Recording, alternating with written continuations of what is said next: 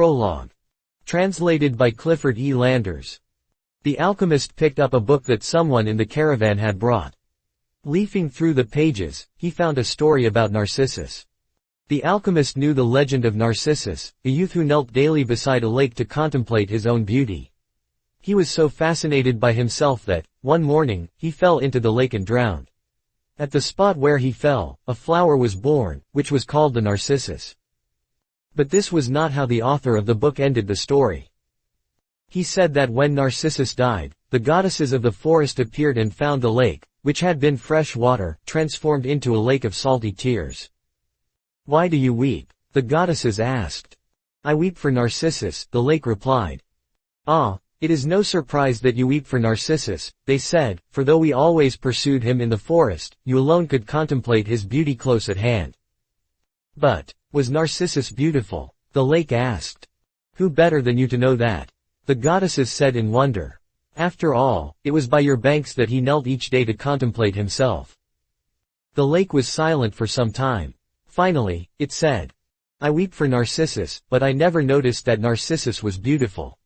I weep because, each time he knelt beside my banks, I could see, in the depths of his eyes, my own beauty reflected." What a lovely story, the alchemist thought. Teehee boy's name was Santiago. Dusk was falling as the boy arrived with his herd at an abandoned church. The roof had fallen in long ago, and an enormous sycamore had grown on the spot where the sacristy had once stood. He decided to spend the night there. He saw to it that all the sheep entered through the ruined gate, and then laid some planks across it to prevent the flock from wandering away during the night. There were no wolves in the region, but once an animal had strayed during the night, and the boy had had to spend the entire next day searching for it. He swept the floor with his jacket and lay down, using the book he had just finished reading as a pillow. He told himself that he would have to start reading thicker books. They lasted longer, and made more comfortable pillows. It was still dark when he awoke, and, looking up, he could see the stars through the half-destroyed roof. "I wanted to sleep a little longer," he thought. He had had the same dream that night as a week ago, and once again he had awakened before it ended. He arose and, taking up his crook, began to awaken the sheep that still slept. He had noticed that, as soon as he awoke, most of his animals also began to stir. It was as if some mysterious energy bound his life to that of the sheep, with whom he had spent the past 2 years, leading them through the countryside in search of food and water. "They are so used to me that they know my schedule," he muttered. Thinking about that for a moment, he realized that it could be the other way around, that it was he who had become accustomed to their schedule. But there were certain of them who took a bit longer to awaken. The boy prodded them, one by one, with his crook, calling each by name. He had always believed that the sheep were able to understand what he said. So there were times when he read them parts of his books that had made an impression on him, or when he would tell them of the loneliness or the happiness of a shepherd in the fields. Sometimes he would comment to them on the things he had seen in the villages they passed. But for the past few days he had spoken to them about only one thing: the girl, the daughter of a merchant who lived in the village they would reach in about 4 days. He had been to the village only once, the year before. The merchant was the proprietor of a dry goods shop, and he always demanded that the sheep be sheared in his presence, so that he would not be cheated. A friend had told the boy about the shop, and he had taken his sheep there. "I need to sell some wool," the boy told the merchant. The shop was busy, and the man asked the shepherd to wait until the afternoon. So the boy sat on the steps of the shop and took a book from his bag. "I didn't know shepherds knew how to read," said a girl's voice behind him. The girl was typical of the region of Andalusia, with flowing black hair, and eyes that vaguely recalled the Moorish conquerors. "Well, usually I learn more from my sheep than from books," he answered.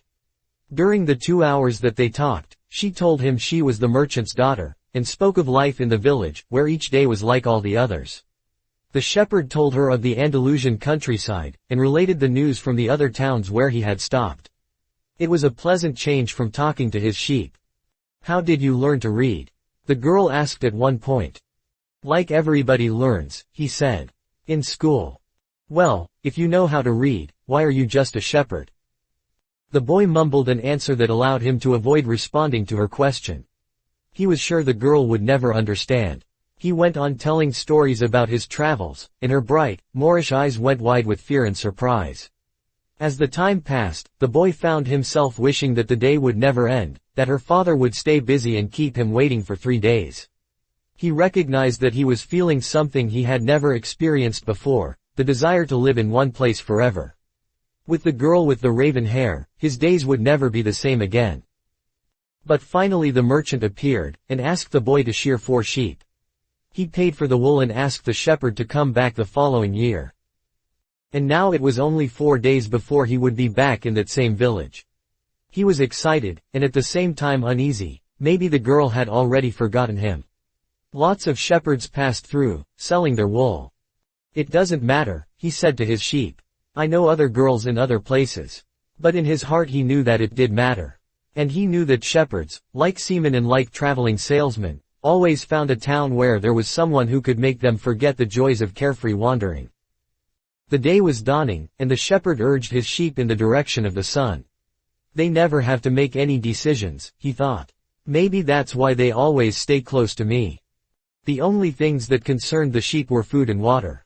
As long as the boy knew how to find the best pastures in Andalusia, they would be his friends. Yes, their days were all the same, with the seemingly endless hours between sunrise and dusk, and they had never read a book in their young lives, and didn't understand when the boy told them about the sights of the cities. They were content with just food and water, and, in exchange, they generously gave of their wool, their company, and, once in a while, their meat.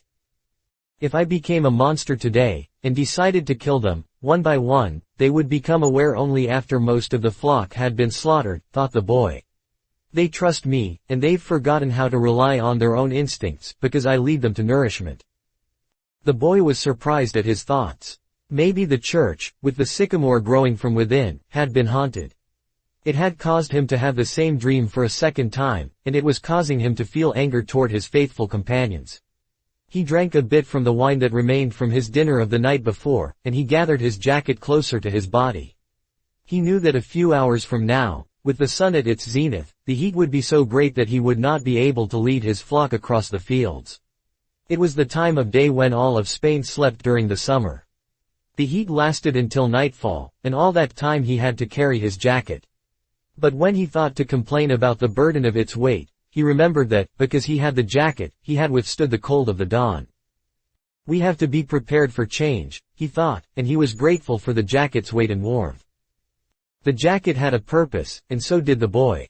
His purpose in life was to travel, and, after 2 years of walking the Andalusian terrain, he knew all the cities of the region. He was planning, on this visit, to explain to the girl how it was that a simple shepherd knew how to read. That he had attended a seminary until he was 16. His parents had wanted him to become a priest, and thereby a source of pride for a simple farm family. They worked hard just to have food and water, like the sheep. He had studied Latin, Spanish, and theology. But ever since he had been a child, he had wanted to know the world, and this was much more important to him than knowing God and learning about man's sins.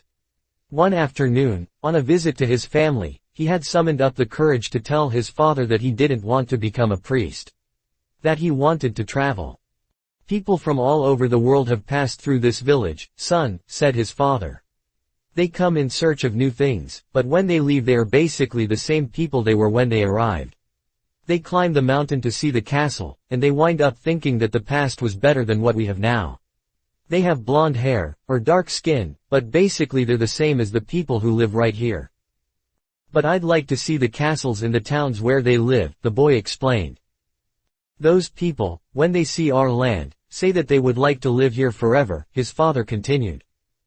Well, I'd like to see their land, and see how they live, said his son. The people who come here have a lot of money to spend, so they can afford to travel, his father said. Amongst us, the only ones who travel are the shepherds. Well, then I'll be a shepherd. His father said no more. The next day, he gave his son a pouch that held 3 ancient Spanish gold coins. I found these one day in the fields. I wanted them to be a part of your inheritance. But use them to buy your flock. Take to the fields, and someday you'll learn that our countryside is the best, and our women are the most beautiful. And he gave the boy his blessing. The boy could see in his father's gaze a desire to be able, himself, to travel the world, a desire that was still alive, despite his father's having had to bury it, over dozens of years, under the burden of struggling for water to drink, food to eat, and the same place to sleep every night of his life. The horizon was tinged with red, and suddenly the sun appeared. The boy thought back to that conversation with his father, and felt happy. He had already seen many castles and met many women, but none the equal of the one who awaited him several days hence. He owned a jacket, a book that he could trade for another, and a flock of sheep. But, most important, he was able every day to live out his dream. If he were to tire of the Andalusian fields, he could sell his sheep and go to sea. By the time he had had enough of the sea, he would already have known other cities, other women, and other chances to be happy. I couldn't have found God in the seminary, he thought, as he looked at the sunrise. Whenever he could, he sought out a new road to travel. He had never been to that ruined church before, in spite of having traveled through those parts many times. The world was huge and inexhaustible. He had only to allow his sheep to set the route for a while, and he would discover other interesting things.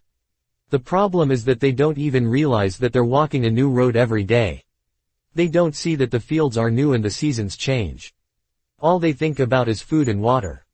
Maybe we're all that way, the boy mused. Even me, I haven't thought of other women since I met the merchant's daughter. Looking at the sun, he calculated that he would reach Tarifa before midday. There, he could exchange his book for a thicker one, fill his wine bottle, shave, and have a haircut. He had to prepare himself for his meeting with the girl, and he didn't want to think about the possibility that some other shepherd, with a larger flock of sheep, had arrived there before him and asked for her hand. It's the possibility of having a dream come true that makes life interesting, he thought, as he looked again at the position of the sun, and hurried his pace. He had suddenly remembered that, in Tarifa, there was an old woman who interpreted dreams. The old woman led the boy to a room at the back of her house. It was separated from her living room by a curtain of colored beads.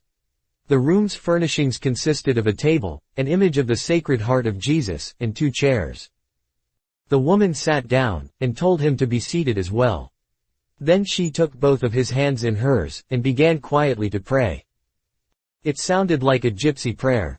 The boy had already had experience on the road with gypsies. They also traveled, but they had no flocks of sheep. People said that gypsies spent their lives tricking others. It was also said that they had a pact with the devil, and that they kidnapped children and, taking them away to their mysterious camps, made them their slaves. As a child, the boy had always been frightened to death that he would be captured by gypsies, and this childhood fear returned when the old woman took his hands in hers. But she has the Sacred Heart of Jesus there, he thought, trying to reassure himself. He didn't want his hand to begin trembling, showing the old woman that he was fearful. He recited an Our Father silently. Very interesting, said the woman, never taking her eyes from the boy's hands, and then she fell silent. The boy was becoming nervous. His hands began to tremble, and the woman sensed it. He quickly pulled his hands away. I didn't come here to have you read my palm, he said, already regretting having come. He thought for a moment that it would be better to pay her fee and leave without learning a thing, that he was giving too much importance to his recurrent dream. You came so that you could learn about your dreams, said the old woman. And dreams are the language of God. When he speaks in our language, I can interpret what he has said. But if he speaks in the language of the soul, it is only you who can understand. But, whichever it is, I'm going to charge you for the consultation. Another trick, the boy thought. But he decided to take a chance. A shepherd always takes his chances with wolves and with drought, and that's what makes a shepherd's life exciting. I have had the same dream twice, he said. I dreamed that I was in a field with my sheep, when a child appeared and began to play with the animals. I don't like people to do that, because the sheep are afraid of strangers. But children always seem to be able to play with them without frightening them. I don't know why. I don't know how animals know the age of human beings. Tell me more about your dream, said the woman. I have to get back to my cooking, and, since you don't have much money, I can't give you a lot of time. The child went on playing with my sheep for quite a while, continued the boy, a bit upset. And suddenly, the child took me by both hands and transported me to the Egyptian pyramids. He paused for a moment to see if the woman knew what the Egyptian pyramids were. But she said nothing. Then, at the Egyptian pyramids, he said the last 3 words slowly, so that the old woman would understand. The child said to me, "If you come here, you will find a hidden treasure." And, just as she was about to show me the exact location, I woke up. Both times. The woman was silent for some time. Then she again took his hands and studied them carefully. "I'm not going to charge you anything now," she said. "But I want 1/10 of the treasure, if you find it." The boy laughed, out of happiness. He was going to be able to save the little money he had because of a dream about hidden treasure. "Well, interpret the dream," he said. "First, swear to me. Swear that you will give me 1/10 of your treasure in exchange for what I am going to tell you." The shepherd swore that he would. The old woman asked him to swear again while looking at the image of the Sacred Heart of Jesus. "It's a dream in the language of the world," she said. "I can interpret it, but the interpretation is very difficult. That's why I feel that I deserve a part of what you find. And this is my interpretation: you must go to the pyramids in Egypt. I have never heard of them, but, if it was a child who showed them to you, they exist. There you will find a treasure that will make you a rich man." The boy was surprised, and then irritated. He didn't need to seek out the old woman for this. But then he remembered that he wasn't going to have to pay anything. "I didn't need to waste my time just for this," he said. "I told you that your dream was a difficult one. It's the simple things in life that are the most extraordinary, only wise men are able to understand them. And since I am not wise, I have had to learn other arts, such as the reading of palms. Well, how am I going to get to Egypt? I only interpret dreams. I don't know how to turn them into reality. That's why I have to live off what my daughters provide me with. And what if I never get to Egypt? Then I don't get paid. It wouldn't be the first time." And the woman told the boy to leave, saying she had already wasted too much time with him. So the boy was disappointed. He decided that he would never again believe in dreams. He remembered that he had a number of things he had to take care of. He went to the market for something to eat. He traded his book for one that was thicker, and he found a bench in the plaza where he could sample the new wine he had bought. The day was hot, and the wine was refreshing. The sheep were at the gates of the city, in a stable that belonged to a friend. The boy knew a lot of people in the city. That was what made traveling appeal to him. He always made new friends, and he didn't need to spend all of his time with them. When someone sees the same people every day, as had happened with him at the seminary, they wind up becoming a part of that person's life. And then they want the person to change. If someone isn't what others want them to be, the others become angry. Everyone seems to have a clear idea of how other people should lead their lives, but none about his or her own. He decided to wait until the sun had sunk a bit lower in the sky before following his flock back through the fields. 3 days from now, he would be with the merchant's daughter. He started to read the book he had bought. On the very first page it described a burial ceremony. And the names of the people involved were very difficult to pronounce. If he ever wrote a book, he thought, he would present one person at a time, so that the reader wouldn't have to worry about memorizing a lot of names.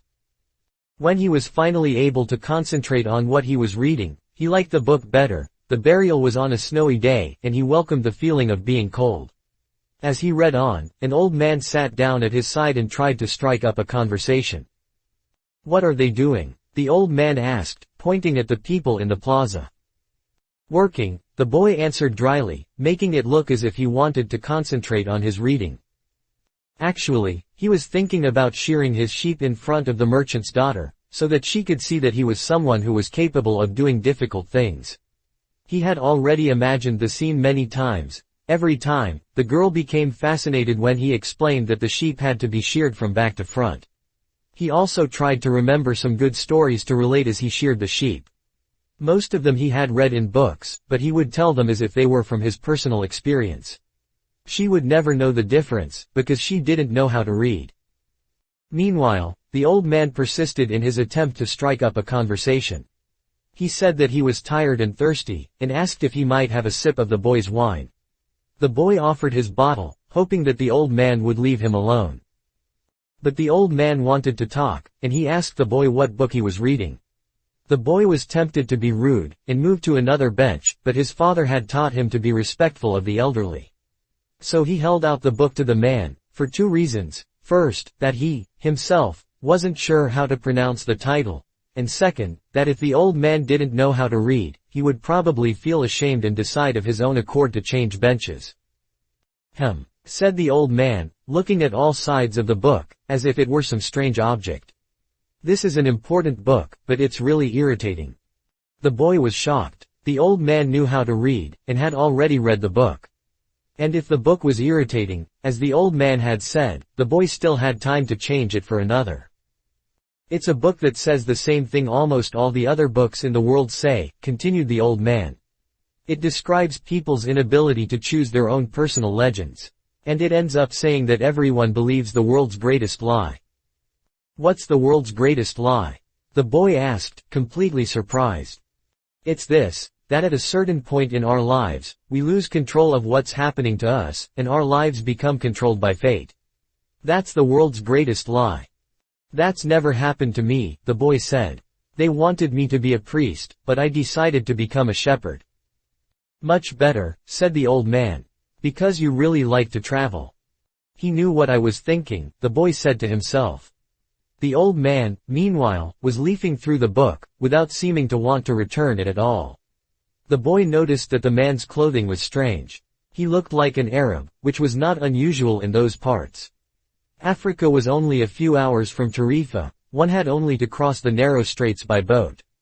Arabs often appeared in the city, shopping and chanting their strange prayers several times a day. Where are you from? The boy asked. From many places. No one can be from many places, the boy said. I'm a shepherd, and I have been to many places, but I come from only one place, from a city near an ancient castle. That's where I was born. Well then, we could say that I was born in Salem. The boy didn't know where Salem was, but he didn't want to ask, fearing that he would appear ignorant. He looked at the people in the plaza for a while. They were coming and going, and all of them seemed to be very busy. So, what is Salem like? He asked, trying to get some sort of clue. It's like it always has been. No clue yet, but he knew that Salem wasn't in Andalusia. If it were, he would already have heard of it. And what do you do in Salem? He insisted. What do I do in Salem? The old man laughed. Well, I'm the king of Salem. People say strange things, the boy thought. Sometimes it's better to be with the sheep, who don't say anything. And better still to be alone with one's books. They tell their incredible stories at the time when you want to hear them. But when you're talking to people, they say some things that are so strange that you don't know how to continue the conversation. My name is Melchizedek, said the old man. How many sheep do you have? Enough, said the boy. He could see that the old man wanted to know more about his life. Well, then, we've got a problem. I can't help you if you feel you've got enough sheep.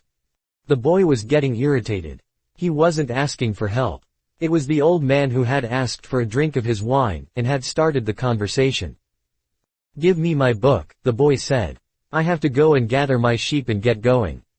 Give me 1/10 of your sheep, said the old man, and I'll tell you how to find the hidden treasure. The boy remembered his dream, and suddenly everything was clear to him. The old woman hadn't charged him anything, but the old man, maybe he was her husband, was going to find a way to get much more money in exchange for information about something that didn't even exist. The old man was probably a gypsy, too. But before the boy could say anything, the old man leaned over, picked up a stick, and began to write in the sand of the plaza. Something bright reflected from his chest with such intensity that the boy was momentarily blinded. With a movement that was too quick for someone his age, the man covered whatever it was with his cape. When his vision returned to normal, the boy was able to read what the old man had written in the sand. There, in the sand of the plaza of that small city, the boy read the names of his father and his mother and the name of the seminary he had attended. He read the name of the merchant's daughter, which he hadn't even known, and he read things he had never told anyone. I'm the king of Salem, the old man had said. Why would a king be talking with a shepherd? The boy asked, awed and embarrassed. For several reasons. But let's say that the most important is that you have succeeded in discovering your personal legend. The boy didn't know what a person's personal legend was. It's what you have always wanted to accomplish. Everyone, when they are young, knows what their personal legend is. At that point in their lives, everything is clear and everything is possible. They are not afraid to dream, and to yearn for everything they would like to see happen to them in their lives. But, as time passes, a mysterious force begins to convince them that it will be impossible for them to realize their personal legend. None of what the old man was saying made much sense to the boy. But he wanted to know what the mysterious force was. The merchant's daughter would be impressed when he told her about that. It's a force that appears to be negative, but actually shows you how to realize your personal legend.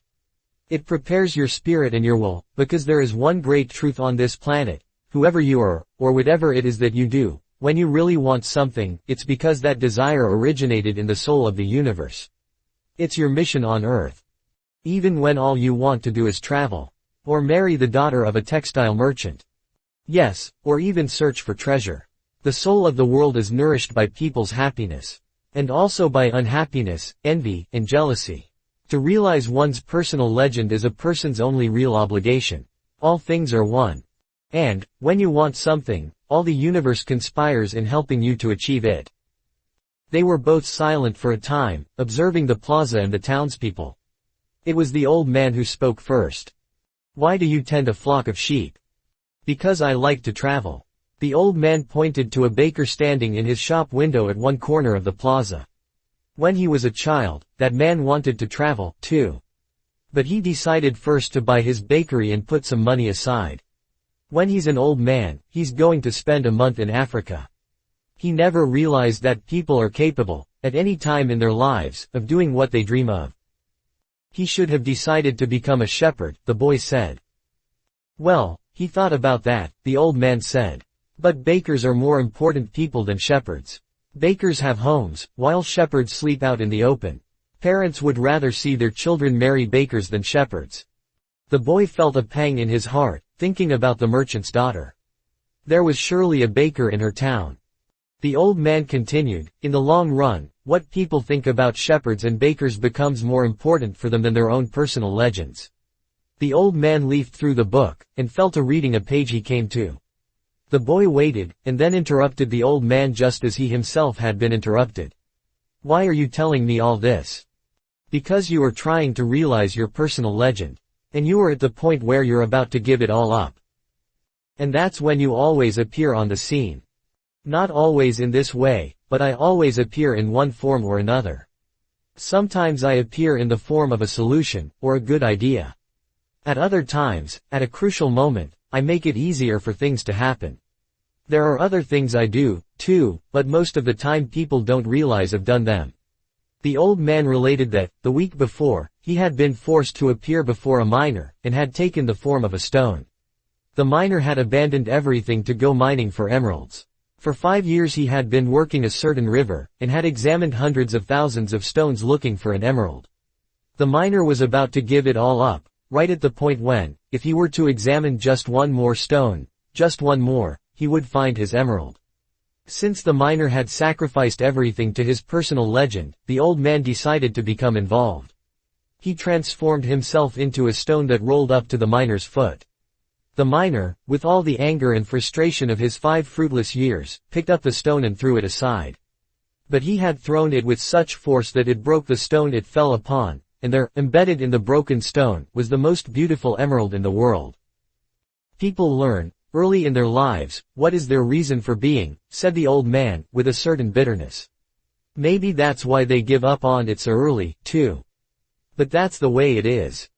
The boy reminded the old man that he had said something about hidden treasure. Treasure is uncovered by the force of flowing water, and it is buried by the same currents, said the old man. If you want to learn about your own treasure, you will have to give me 1/10 of your flock. What about 1/10 of my treasure? The old man looked disappointed. If you start out by promising what you don't even have yet, you lose your desire to work toward getting it. The boy told him that he had already promised to give 1/10 of his treasure to the gypsy. Gypsies are experts at getting people to do that, sighed the old man. In any case, it's good that you've learned that everything in life has its price. This is what the warriors of the light try to teach. The old man returned the book to the boy. Tomorrow, at this same time, bring me 1/10 of your flock. And I will tell you how to find the hidden treasure. Good afternoon. And he vanished around the corner of the plaza. The boy began again to read his book, but he was no longer able to concentrate. He was tense and upset, because he knew that the old man was right.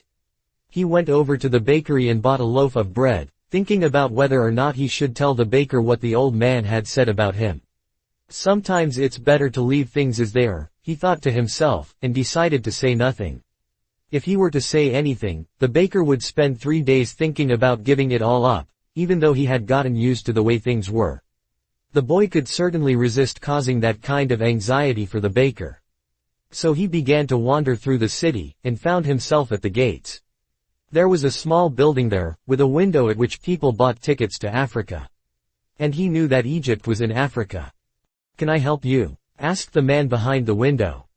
"Maybe tomorrow," said the boy, moving away.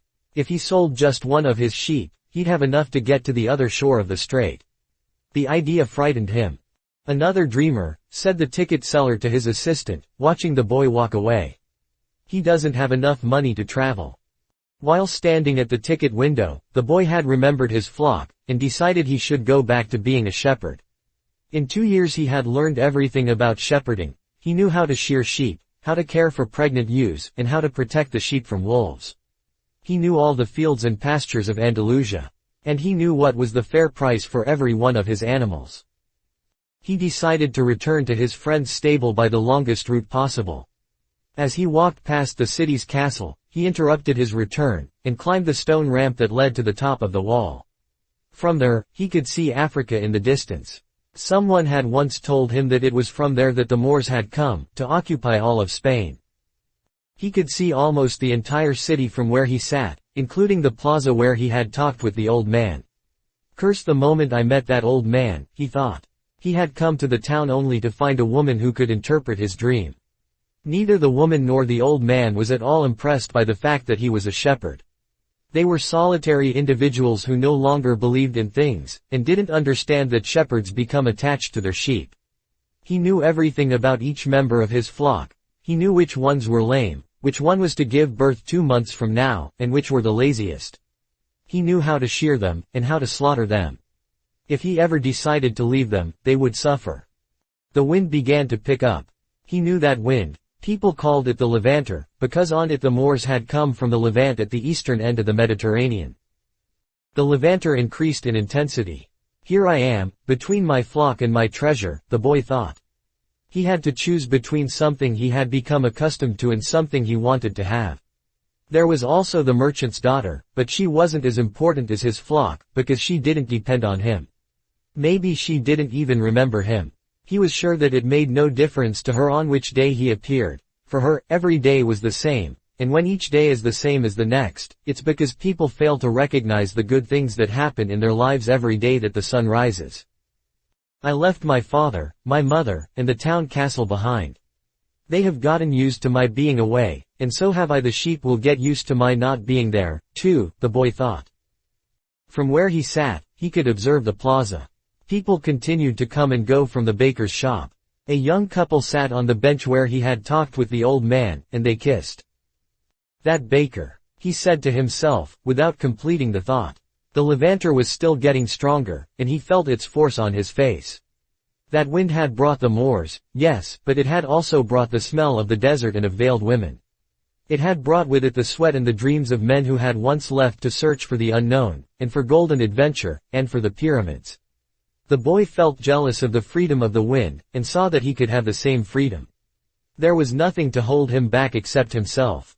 The sheep, the merchant's daughter, and the fields of Andalusia were only steps along the way to his personal legend. The next day, the boy met the old man at noon. He brought 6 sheep with him. "I'm surprised," the boy said. "My friend bought all the other sheep immediately. He said that he had always dreamed of being a shepherd, and that it was a good omen." "That's the way it always is," said the old man. "It's called the principle of favorability. When you play cards the first time, you are almost sure to win. Beginner's luck. Why is that? Because there is a force that wants you to realize your personal legend. It whets your appetite with a taste of success." Then the old man began to inspect the sheep, and he saw that one was lame. The boy explained that it wasn't important, since that sheep was the most intelligent of the flock, and produced the most wool. "Where is the treasure?" he asked. It's in Egypt, near the pyramids. The boy was startled. The old woman had said the same thing. But she hadn't charged him anything. In order to find the treasure, you will have to follow the omens. God has prepared a path for everyone to follow. You just have to read the omens that he left for you. Before the boy could reply, a butterfly appeared and fluttered between him and the old man. He remembered something his grandfather had once told him, that butterflies were a good omen. Like crickets, and like grasshoppers, like lizards and four-leaf clovers. That's right, said the old man, able to read the boy's thoughts. Just as your grandfather taught you. These are good omens. The old man opened his cape, and the boy was struck by what he saw. The old man wore a breastplate of heavy gold, covered with precious stones. The boy recalled the brilliance he had noticed on the previous day. He really was a king. He must be disguised to avoid encounters with thieves. Take these, said the old man, holding out a white stone and a black stone that had been embedded at the center of the breastplate. They are called Urim and Thummim. The black signifies, yes, and the white, no. When you are unable to read the omens, they will help you to do so. Always ask an objective question. But, if you can, try to make your own decisions. The treasure is at the pyramids, that you already knew. But I had to insist on the payment of 6 sheep because I helped you to make your decision. The boy put the stones in his pouch. From then on, he would make his own decisions. Don't forget that everything you deal with is only one thing and nothing else. And don't forget the language of omens. And, above all, don't forget to follow your personal legend through to its conclusion. But before I go, I want to tell you a little story. A certain shopkeeper sent his son to learn about the secret of happiness from the wisest man in the world. The lad wandered through the desert for 40 days, and finally came upon a beautiful castle, high atop a mountain. It was there that the wise man lived.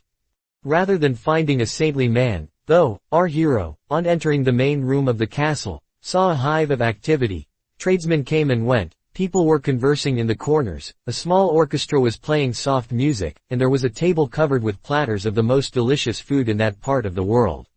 The wise man conversed with everyone, and the boy had to wait for 2 hours before it was his turn to be given the man's attention. The wise man listened attentively to the boy's explanation of why he had come, but told him that he didn't have time just then to explain the secret of happiness. He suggested that the boy look around the palace and return in 2 hours. Meanwhile, I want to ask you to do something, said the wise man, handing the boy a teaspoon that held 2 drops of oil. As you wander around, carry this spoon with you without allowing the oil to spill. The boy began climbing and descending the many stairways of the palace, keeping his eyes fixed on the spoon. After 2 hours, he returned to the room where the wise man was. Well, asked the wise man, did you see the Persian tapestries that are hanging in my dining hall? Did you see the garden that it took the master gardener 10 years to create? Did you notice the beautiful parchments in my library? The boy was embarrassed, and confessed that he had observed nothing. His only concern had been not to spill the oil that the wise man had entrusted to him. Then go back and observe the marvels of my world, said the wise man. You cannot trust a man if you don't know his house. Relieved, the boy picked up the spoon and returned to his exploration of the palace, this time observing all of the works of art on the ceilings and the walls. He saw the gardens, the mountains all around him, the beauty of the flowers, and the taste with which everything had been selected. Upon returning to the wise man, he related in detail everything he had seen. But where are the drops of oil I entrusted to you? Asked the wise man. Looking down at the spoon he held, the boy saw that the oil was gone. Well, there is only one piece of advice I can give you, said the wisest of wise men. The secret of happiness is to see all the marvels of the world, and never to forget the drops of oil on the spoon. The shepherd said nothing. He had understood the story the old king had told him. A shepherd may like to travel, but he should never forget about his sheep. The old man looked at the boy and, with his hands held together, made several strange gestures over the boy's head. Then, taking his sheep, he walked away. At the highest point in Tarifa there is an old fort, built by the Moors. From atop its walls, one can catch a glimpse of Africa. Melchizedek, the king of Salem, sat on the wall of the fort that afternoon, and felt the levanter blowing in his face.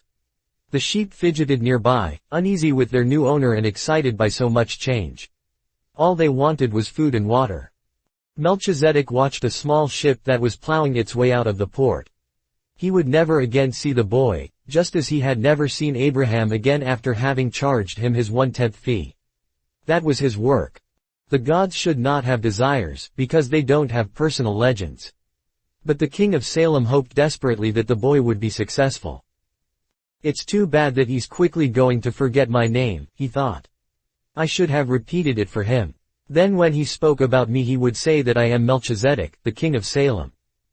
He looked to the skies, feeling a bit abashed, and said, I know it's the vanity of vanities, as you said, my lord. But an old king sometimes has to take some pride in himself. How strange Africa is, thought the boy. He was sitting in a bar very much like the other bars he had seen along the narrow streets of Tangier. Some men were smoking from a gigantic pipe that they passed from one to the other. In just a few hours he had seen men walking hand in hand, women with their faces covered, and priests that climbed to the tops of towers and chanted, as everyone about him went to their knees and placed their foreheads on the ground. A practice of infidels, he said to himself. As a child in church, he had always looked at the image of Saint Santiago Matamoros on his white horse, his sword unsheathed, and figures such as these kneeling at his feet. The boy felt ill and terribly alone. The infidels had an evil look about them. Besides this, in the rush of his travels he had forgotten a detail, just one detail, which could keep him from his treasure for a long time. Only Arabic was spoken in this country. The owner of the bar approached him, and the boy pointed to a drink that had been served at the next table. It turned out to be a bitter tea. The boy preferred wine. But he didn't need to worry about that right now. What he had to be concerned about was his treasure, and how he was going to go about getting it. The sale of his sheep had left him with enough money in his pouch, and the boy knew that in money there was magic. Whoever has money is never really alone. Before long, maybe in just a few days, he would be at the pyramids. An old man, with a breastplate of gold, wouldn't have lied just to acquire 6 sheep. The old man had spoken about signs and omens, and, as the boy was crossing the strait, he had thought about omens. Yes, the old man had known what he was talking about. During the time the boy had spent in the fields of Andalusia, he had become used to learning which path he should take by observing the ground and the sky. He had discovered that the presence of a certain bird meant that a snake was nearby, and that a certain shrub was a sign that there was water in the area. The sheep had taught him that. If God leads the sheep so well, he will also lead a man, he thought, and that made him feel better. The tea seemed less bitter. Who are you? He heard a voice ask him in Spanish. The boy was relieved. He was thinking about omens, and someone had appeared. How come you speak Spanish? He asked. The new arrival was a young man in Western dress, but the color of his skin suggested he was from this city. He was about the same age and height as the boy. Almost everyone here speaks Spanish. We're only 2 hours from Spain. Sit down, and let me treat you to something, said the boy. And ask for a glass of wine for me. I hate this tea. There is no wine in this country, the young man said. The religion here forbids it. The boy told him then that he needed to get to the pyramids. He almost began to tell about his treasure, but decided not to do so. If he did, it was possible that the Arab would want a part of it as payment for taking him there. He remembered what the old man had said about offering something you didn't even have yet. I'd like you to take me there if you can. I can pay you to serve as my guide. Do you have any idea how to get there? The newcomer asked. The boy noticed that the owner of the bar stood nearby, listening attentively to their conversation. He felt uneasy at the man's presence. But he had found a guide, and didn't want to miss out on an opportunity. You have to cross the entire Sahara Desert, said the young man. And to do that, you need money. I need to know whether you have enough. The boy thought it a strange question. But he trusted in the old man, who had said that, when you really want something, the universe always conspires in your favor. He took his money from his pouch and showed it to the young man. The owner of the bar came over and looked, as well. The 2 men exchanged some words in Arabic, and the bar owner seemed irritated. Let's get out of here, said the new arrival. He wants us to leave. The boy was relieved. He got up to pay the bill, but the owner grabbed him and began to speak to him in an angry stream of words. The boy was strong, and wanted to retaliate, but he was in a foreign country. His new friend pushed the owner aside, and pulled the boy outside with him. "He wanted your money," he said. "Tangier is not like the rest of Africa. This is a port, and every port has its thieves." The boy trusted his new friend. He had helped him out in a dangerous situation. He took out his money and counted it. "We could get to the pyramids by tomorrow," said the other, taking the money. "But I have to buy 2 camels." They walked together through the narrow streets of Tangier. Everywhere there were stalls with items for sale. They reached the center of a large plaza where the market was held. There were thousands of people there, arguing, selling, and buying, vegetables for sale amongst daggers, and carpets displayed alongside tobacco. But the boy never took his eye off his new friend. After all, he had all his money. He thought about asking him to give it back, but decided that would be unfriendly. He knew nothing about the customs of the strange land he was in. "I'll just watch him," he said to himself. He knew he was stronger than his friend. Suddenly, there in the midst of all that confusion, he saw the most beautiful sword he had ever seen. The scabbard was embossed in silver, and the handle was black and encrusted with precious stones. The boy promised himself that, when he returned from Egypt, he would buy that sword. "Ask the owner of that stall how much the sword costs," he said to his friend. Then he realized that he had been distracted for a few moments, looking at the sword. His heart squeezed, as if his chest had suddenly compressed it. He was afraid to look around, because he knew what he would find. He continued to look at the beautiful sword for a bit longer, until he summoned the courage to turn around. All around him was the market, with people coming and going, shouting and buying, and the aroma of strange foods. But nowhere could he find his new companion. The boy wanted to believe that his friend had simply become separated from him by accident. He decided to stay right there and await his return. As he waited, a priest climbed to the top of a nearby tower and began his chant. Everyone in the market fell to their knees, touched their foreheads to the ground, and took up the chant. Then, like a colony of worker ants, they dismantled their stalls and left. The sun began its departure, as well.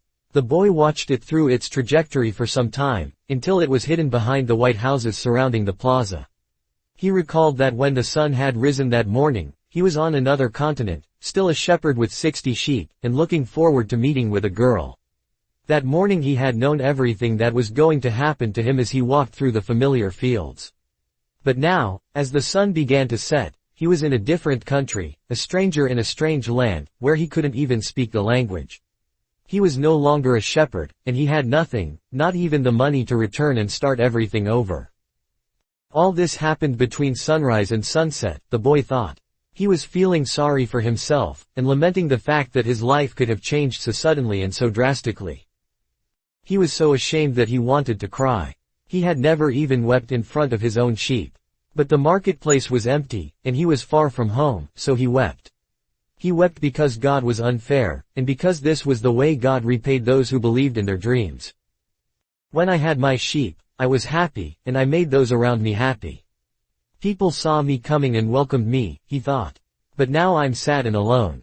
I'm going to become bitter and distrustful of people because one person betrayed me. I'm going to hate those who have found their treasure because I never found mine. And I'm going to hold on to what little I have, because I'm too insignificant to conquer the world." He opened his pouch to see what was left of his possessions. Maybe there was a bit left of the sandwich he had eaten on the ship.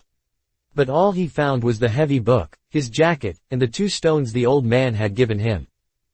As he looked at the stones, he felt relieved for some reason. He had exchanged 6 sheep for 2 precious stones that had been taken from a gold breastplate. He could sell the stones and buy a return ticket. But this time I'll be smarter, the boy thought, removing them from the pouch so he could put them in his pocket. This was a port town, and the only truthful thing his friend had told him was that port towns are full of thieves. Now he understood why the owner of the bar had been so upset. He was trying to tell him not to trust that man. "I'm like everyone else. I see the world in terms of what I would like to see happen, not what actually does."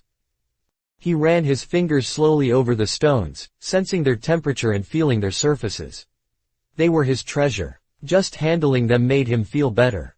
They reminded him of the old man. "When you want something, all the universe conspires in helping you to achieve it," he had said. The boy was trying to understand the truth of what the old man had said. There he was in the empty marketplace, without a cent to his name, and with not a sheep to guard through the night. But the stones were proof that he had met with a king who knew of the boy's past. They're called Urim and Thummim, and they can help you to read the omens.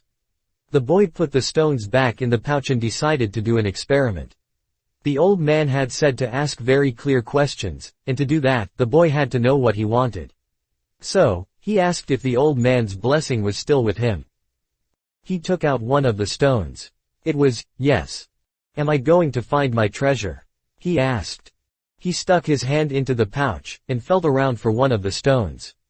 As he did so, both of them pushed through a hole in the pouch and fell to the ground. The boy had never even noticed that there was a hole in his pouch. He knelt down to find Urim and Thummim and put them back in the pouch. But as he saw them lying there on the ground, another phrase came to his mind. Learn to recognize omens, and follow them, the old king had said. An omen. The boy smiled to himself. He picked up the 2 stones and put them back in his pouch. He didn't consider mending the hole, the stones could fall through any time they wanted. He had learned that there were certain things one shouldn't ask about, so as not to flee from one's own personal legend. I promised that I would make my own decisions, he said to himself. But the stones had told him that the old man was still with him, and that made him feel more confident. He looked around at the empty plaza again, feeling less desperate than before. This wasn't a strange place, it was a new one. After all, what he had always wanted was just that, to know new places. Even if he never got to the pyramids, he had already traveled farther than any shepherd he knew. Oh, if they only knew how different things are just 2 hours by ship from where they are, he thought. Although his new world at the moment was just an empty marketplace, he had already seen it when it was teeming with life, and he would never forget it. He remembered the sword. It hurt him a bit to think about it, but he had never seen one like it before. As he mused about these things, he realized that he had to choose between thinking of himself as the poor victim of a thief and as an adventurer in quest of his treasure. I'm an adventurer, looking for treasure, he said to himself. He was shaken into wakefulness by someone. He had fallen asleep in the middle of the marketplace, and life in the plaza was about to resume. Looking around, he sought his sheep, and then realized that he was in a new world. But instead of being saddened, he was happy. He no longer had to seek out food and water for the sheep, he could go in search of his treasure, instead. He had not a cent in his pocket, but he had faith. He had decided, the night before, that he would be as much an adventurer as the ones he had admired in books. He walked slowly through the market. The merchants were assembling their stalls, and the boy helped a candy seller to do his. The candy seller had a smile on his face. He was happy, aware of what his life was about, and ready to begin a day's work. His smile reminded the boy of the old man, the mysterious old king he had met. This candy merchant isn't making candy so that later he can travel or marry a shopkeeper's daughter. He's doing it because it's what he wants to do, thought the boy. He realized that he could do the same thing the old man had done, sense whether a person was near to or far from his personal legend. Just by looking at them. It's easy, and yet I've never done it before, he thought. When the stall was assembled, the candy seller offered the boy the first sweet he had made for the day. The boy thanked him, ate it, and went on his way. When he had gone only a short distance, he realized that, while they were erecting the stall, one of them had spoken Arabic and the other Spanish. And they had understood each other perfectly well. There must be a language that doesn't depend on words, the boy thought. I've already had that experience with my sheep, and now it's happening with people. He was learning a lot of new things. Some of them were things that he had already experienced, and weren't really new, but that he had never perceived before.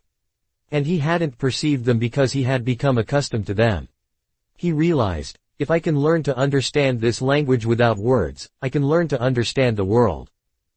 Relaxed and unhurried, he resolved that he would walk through the narrow streets of Tangier. Only in that way would he be able to read the omens. He knew it would require a lot of patience, but shepherds know all about patience. Once again he saw that, in that strange land, he was applying the same lessons he had learned with his sheep. All things are one, the old man had said. The crystal merchant awoke with the day, and felt the same anxiety that he felt every morning. He had been in the same place for 30 years, a shop at the top of a hilly street where few customers passed. Now it was too late to change anything, the only thing he had ever learned to do was to buy and sell crystal glassware. There had been a time when many people knew of his shop. Arab merchants, French and English geologists, German soldiers who were always well-heeled. In those days it had been wonderful to be selling crystal, and he had thought how he would become rich, and have beautiful women at his side as he grew older. But, as time passed, Tangier had changed. The nearby city of Ceuta had grown faster than Tangier, and business had fallen off. Neighbors moved away, and there remained only a few small shops on the hill. And no one was going to climb the hill just to browse through a few small shops. But the crystal merchant had no choice. He had lived 30 years of his life buying and selling crystal pieces, and now it was too late to do anything else. He spent the entire morning observing the infrequent comings and goings in the street. He had done this for years, and knew the schedule of everyone who passed. But, just before lunchtime, a boy stopped in front of the shop. He was dressed normally, but the practiced eyes of the crystal merchant could see that the boy had no money to spend. Nevertheless, the merchant decided to delay his lunch for a few minutes until the boy moved on. A card hanging in the doorway announced that several languages were spoken in the shop. The boy saw a man appear behind the counter. "I can clean up those glasses in the window, if you want," said the boy. "The way they look now, nobody is going to want to buy them." The man looked at him without responding. "In exchange, you could give me something to eat." The man still said nothing, and the boy sensed that he was going to have to make a decision. In his pouch, he had his jacket. He certainly wasn't going to need it in the desert. Taking the jacket out, he began to clean the glasses. In half an hour, he had cleaned all the glasses in the window, and, as he was doing so, 2 customers had entered the shop and bought some crystal. When he had completed the cleaning, he asked the man for something to eat. "Let's go and have some lunch," said the crystal merchant. He put a sign on the door, and they went to a small cafe nearby. As they sat down at the only table in the place, the crystal merchant laughed. "You didn't have to do any cleaning," he said. "The Koran requires me to feed a hungry person." "Well then, why did you let me do it?" the boy asked. "Because the crystal was dirty. And both you and I needed to cleanse our minds of negative thoughts." When they had eaten, the merchant turned to the boy and said, "I'd like you to work in my shop. 2 customers came in today while you were working, and that's a good omen." "People talk a lot about omens," thought the shepherd. "But they really don't know what they're saying." Just as I hadn't realized that for so many years I had been speaking a language without words to my sheep. "Do you want to go to work for me?" the merchant asked. "I can work for the rest of today," the boy answered. "I'll work all night, until dawn, and I'll clean every piece of crystal in your shop. In return, I need money to get to Egypt tomorrow." The merchant laughed. "Even if you cleaned my crystal for an entire year, even if you earned a good commission selling every piece, you would still have to borrow money to get to Egypt. There are thousands of kilometers of desert between here and there." There was a moment of silence so profound that it seemed the city was asleep. No sound from the bazaars, no arguments among the merchants, no men climbing to the towers to chant. No hope, no adventure, no old kings or personal legends, no treasure, and no pyramids. It was as if the world had fallen silent because the boy's soul had. He sat there, staring blankly through the door of the cafe, wishing that he had died, and that everything would end forever at that moment. The merchant looked anxiously at the boy. All the joy he had seen that morning had suddenly disappeared. "I can give you the money you need to get back to your country, my son," said the crystal merchant. The boy said nothing. He got up, adjusted his clothing, and picked up his pouch. "I'll work for you," he said. And after another long silence, he added, "I need money to buy some sheep." Teehee boy had been working for the crystal merchant for almost a month, and he could see that it wasn't exactly the kind of job that would make him happy. The merchant spent the entire day mumbling behind the counter, telling the boy to be careful with the pieces and not to break anything.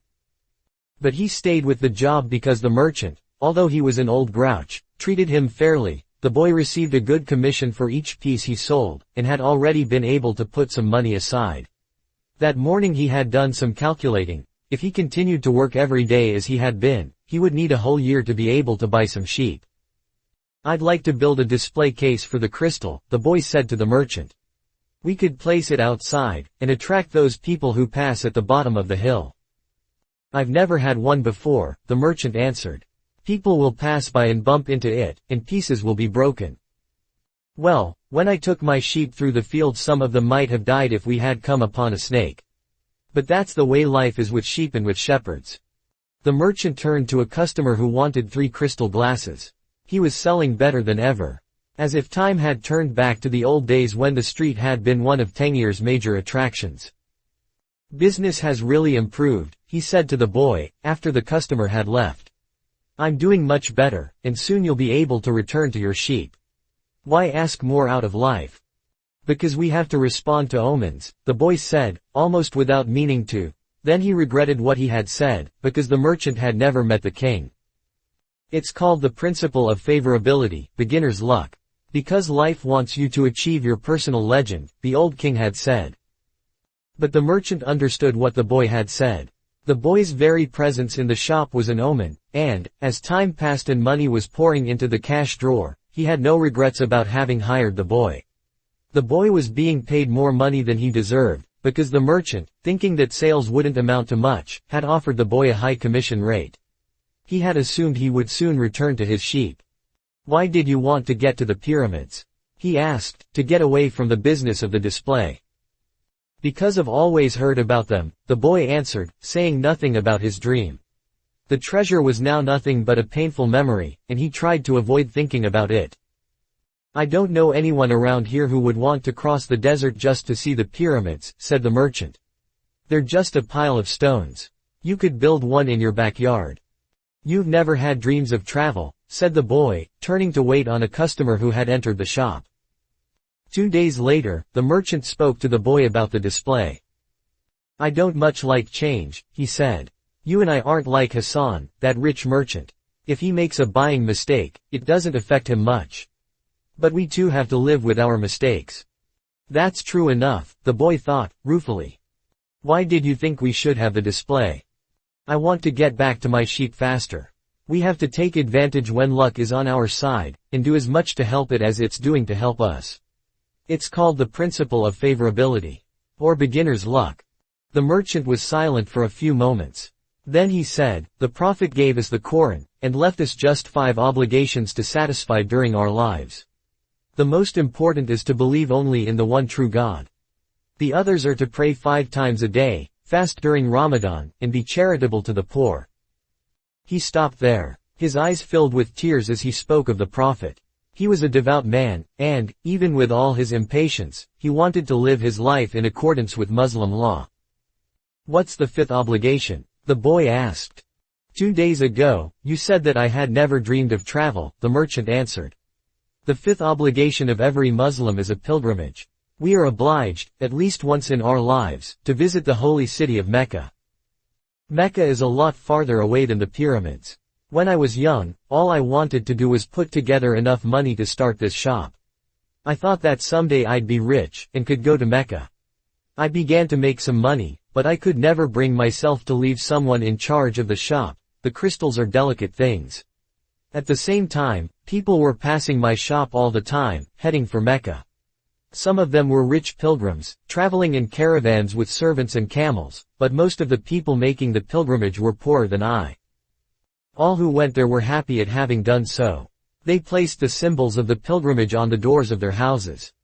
One of them, a cobbler who made his living mending boots, said that he had traveled for almost a year through the desert, but that he got more tired when he had to walk through the streets of Tangier buying his leather. Well, why don't you go to Mecca now? Asked the boy. Because it's the thought of Mecca that keeps me alive. That's what helps me face these days that are all the same, these mute crystals on the shelves, and lunch and dinner at that same horrible cafe. I'm afraid that if my dream is realized, I'll have no reason to go on living. You dream about your sheep in the pyramids, but you're different from me, because you want to realize your dreams. I just want to dream about Mecca. I've already imagined 1,000 times crossing the desert, arriving at the plaza of the sacred stone, the 7 times I walk around it before allowing myself to touch it. I've already imagined the people who would be at my side, and those in front of me, and the conversations and prayers we would share. But I'm afraid that it would all be a disappointment, so I prefer just to dream about it." That day, the merchant gave the boy permission to build the display. Not everyone can see his dreams come true in the same way. 2 more months passed, and the shelf brought many customers into the crystal shop. The boy estimated that, if he worked for 6 more months, he could return to Spain and buy 60 sheep, and yet another 60. In less than a year, he would have doubled his flock, and he would be able to do business with the Arabs, because he was now able to speak their strange language. Since that morning in the marketplace, he had never again made use of Urim and Thummim, because Egypt was now just as distant a dream for him as was Mecca for the merchant. Anyway, the boy had become happy in his work, and thought all the time about the day when he would disembark at Tarifa as a winner. "You must always know what it is that you want," the old king had said. The boy knew, and was now working toward it. Maybe it was his treasure to have wound up in that strange land, met up with a thief, and doubled the size of his flock without spending a cent. He was proud of himself. He had learned some important things, like how to deal in crystal, and about the language without words. And about omens. One afternoon he had seen a man at the top of the hill, complaining that it was impossible to find a decent place to get something to drink after such a climb. The boy, accustomed to recognizing omens, spoke to the merchant. "Let's sell tea to the people who climb the hill." "Lots of places sell tea around here," the merchant said. "But we could sell tea in crystal glasses. The people will enjoy the tea and want to buy the glasses. I have been told that beauty is the great seducer of men." The merchant didn't respond, but that afternoon, after saying his prayers and closing the shop, he invited the boy to sit with him and share his hookah, that strange pipe used by the Arabs. "What is it you're looking for?" asked the old merchant. "I've already told you. I need to buy my sheep back, so I have to earn the money to do so." The merchant put some new coals in the hookah, and inhaled deeply. "I've had this shop for 30 years. I know good crystal from bad, and everything else there is to know about crystal. I know its dimensions and how it behaves. If we serve tea in crystal, the shop is going to expand. And then I'll have to change my way of life. Well, isn't that good? I'm already used to the way things are. Before you came, I was thinking about how much time I had wasted in the same place, while my friends had moved on, and either went bankrupt or did better than they had before. It made me very depressed. Now, I can see that it hasn't been too bad. The shop is exactly the size I always wanted it to be. I don't want to change anything, because I don't know how to deal with change. I'm used to the way I am." The boy didn't know what to say. The old man continued, "You have been a real blessing to me. Today, I understand something I didn't see before. Every blessing ignored becomes a curse. I don't want anything else in life. But you are forcing me to look at wealth and at horizons I have never known. Now that I have seen them, and now that I see how immense my possibilities are, I'm going to feel worse than I did before you arrived. Because I know the things I should be able to accomplish, and I don't want to do so. It's good I refrained from saying anything to the baker in Tarifa," thought the boy to himself. They went on smoking the pipe for a while as the sun began to set. They were conversing in Arabic, and the boy was proud of himself for being able to do so. There had been a time when he thought that his sheep could teach him everything he needed to know about the world. But they could never have taught him Arabic. "There are probably other things in the world that the sheep can't teach me," thought the boy as he regarded the old merchant. "All they ever do, really, is look for food and water. And maybe it wasn't that they were teaching me, but that I was learning from them." "Maktub," the merchant said, finally. "What does that mean?" "You would have to have been born an Arab to understand," he answered. "But in your language it would be something like, it is written." And, as he smothered the coals in the hookah, he told the boy that he could begin to sell tea in the crystal glasses. Sometimes, there's just no way to hold back the river.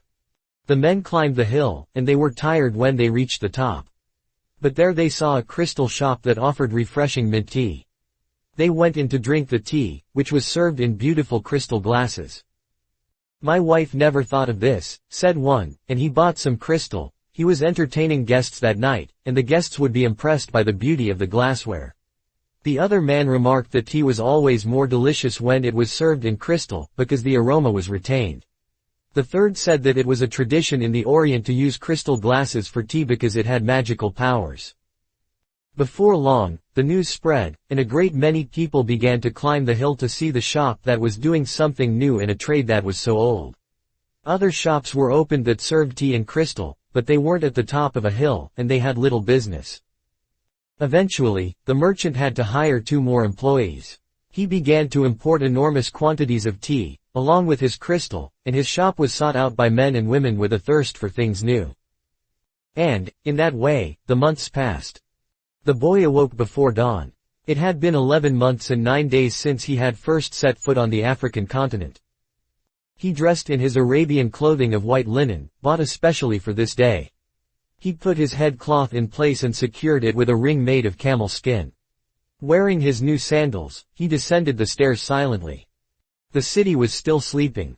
He prepared himself a sandwich and drank some hot tea from a crystal glass. Then he sat in the sun-filled doorway, smoking the hookah. He smoked in silence, thinking of nothing, and listening to the sound of the wind that brought the scent of the desert. When he had finished his smoke, he reached into one of his pockets, and sat there for a few moments, regarding what he had withdrawn. It was a bundle of money. Enough to buy himself 120 sheep, a return ticket, and a license to import products from Africa into his own country. He waited patiently for the merchant to awaken and open the shop. Then the 2 went off to have some more tea. "I'm leaving today," said the boy. "I have the money I need to buy my sheep. And you have the money you need to go to Mecca." The old man said nothing. "Will you give me your blessing?" asked the boy. "You have helped me." The man continued to prepare his tea, saying nothing. Then he turned to the boy. "I am proud of you," he said. "You brought a new feeling into my crystal shop. But you know that I'm not going to go to Mecca. Just as you know that you're not going to buy your sheep." "Who told you that?" asked the boy, startled. "Maktub," said the old crystal merchant. And he gave the boy his blessing. The boy went to his room and packed his belongings. They filled 3 sacks. As he was leaving, he saw, in the corner of the room, his old shepherd's pouch. It was bunched up, and he had hardly thought of it for a long time. As he took his jacket out of the pouch, thinking to give it to someone in the street, the 2 stones fell to the floor. Urim and Thummim. It made the boy think of the old king, and it startled him to realize how long it had been since he had thought of him. For nearly a year, he had been working incessantly, thinking only of putting aside enough money so that he could return to Spain with pride. "Never stop dreaming," the old king had said. "Follow the omens." The boy picked up Urim and Thummim, and, once again, had the strange sensation that the old king was nearby. He had worked hard for a year, and the omens were that it was time to go. "I'm going to go back to doing just what I did before," the boy thought. "Even though the sheep didn't teach me to speak Arabic." But the sheep had taught him something even more important, that there was a language in the world that everyone understood, a language the boy had used throughout the time that he was trying to improve things at the shop. It was the language of enthusiasm, of things accomplished with love and purpose, and as part of a search for something believed in and desired. Tangier was no longer a strange city, and he felt that, just as he had conquered this place, he could conquer the world. "When you want something, all the universe conspires to help you achieve it," the old king had said. But the old king hadn't said anything about being robbed, or about endless deserts, or about people who know what their dreams are but don't want to realize them. The old king hadn't told him that the pyramids were just a pile of stones, or that anyone could build one in his backyard. And he had forgotten to mention that, when you have enough money to buy a flock larger than the one you had before, you should buy it. The boy picked up his pouch and put it with his other things. He went down the stairs and found the merchant waiting on a foreign couple, while 2 other customers walked about the shop, drinking tea from crystal glasses. It was more activity than usual for this time of the morning. From where he stood, he saw for the first time that the old merchant's hair was very much like the hair of the old king. He remembered the smile of the candy seller, on his first day in Tangier, when he had nothing to eat and nowhere to go. That smile had also been like the old king's smile. "It's almost as if he had been here and left his mark," he thought. And yet, none of these people has ever met the old king. On the other hand, he said that he always appeared to help those who are trying to realize their personal legend. He left without saying goodbye to the crystal merchant. He didn't want to cry with the other people there. He was going to miss the place and all the good things he had learned. He was more confident in himself, though, and felt as though he could conquer the world. "But I'm going back to the fields that I know, to take care of my flock again." He said that to himself with certainty, but he was no longer happy with his decision. He had worked for an entire year to make a dream come true, and that dream, minute by minute, was becoming less important. Maybe because that wasn't really his dream. Who knows? Maybe it's better to be like the crystal merchant, never go to Mecca, and just go through life wanting to do so, he thought, again trying to convince himself. But as he held Urim and Thummim in his hand, they had transmitted to him the strength and will of the old king. By coincidence, or maybe it was an omen, the boy thought, he came to the bar he had entered on his first day there. The thief wasn't there, and the owner brought him a cup of tea. "I can always go back to being a shepherd," the boy thought. "I learned how to care for sheep, and I haven't forgotten how that's done. But maybe I'll never have another chance to get to the pyramids in Egypt. The old man wore a breastplate of gold, and he knew about my past. He really was a king, a wise king." The hills of Andalusia were only 2 hours away, but there was an entire desert between him and the pyramids. Yet the boy felt that there was another way to regard his situation. He was actually 2 hours closer to his treasure. The fact that the 2 hours had stretched into an entire year didn't matter. "I know why I want to get back to my flock," he thought. "I understand sheep, they're no longer a problem, and they can be good friends. On the other hand, I don't know if the desert can be a friend, and it's in the desert that I have to search for my treasure. If I don't find it, I can always go home. I finally have enough money, and all the time I need. Why not?" He suddenly felt tremendously happy. He could always go back to being a shepherd. He could always become a crystal salesman again. Maybe the world had other hidden treasures, but he had a dream, and he had met with a king. That doesn't happen to just anyone. He was planning as he left the bar. He had remembered that one of the crystal merchant's suppliers transported his crystal by means of caravans that crossed the desert. He held Urim and Thummim in his hand. Because of those 2 stones, he was once again on the way to his treasure. "I am always nearby, when someone wants to realize their personal legend," the old king had told him. What could it cost to go over to the supplier's warehouse and find out if the pyramids were really that far away? The Englishman was sitting on a bench in a structure that smelled of animals, sweat, and dust. It was part warehouse, part corral. "I never thought I'd end up in a place like this," he thought, as he leafed through the pages of a chemical journal. 10 years at the university, and here I am in a corral. But he had to move on. He believed in omens. All his life and all his studies were aimed at finding the one true language of the universe. First he had studied Esperanto, then the world's religions, and now it was alchemy. He knew how to speak Esperanto, he understood all the major religions well, but he wasn't yet an alchemist. He had unraveled the truths behind important questions, but his studies had taken him to a point beyond which he could not seem to go. He had tried in vain to establish a relationship with an alchemist. But the alchemists were strange people, who thought only about themselves, and almost always refused to help him. Who knows, maybe they had failed to discover the secret of the master work, the philosopher's stone, and for this reason kept their knowledge to themselves. He had already spent much of the fortune left to him by his father, fruitlessly seeking the philosopher's stone. He had spent enormous amounts of time at the great libraries of the world, and had purchased all the rarest and most important volumes on alchemy.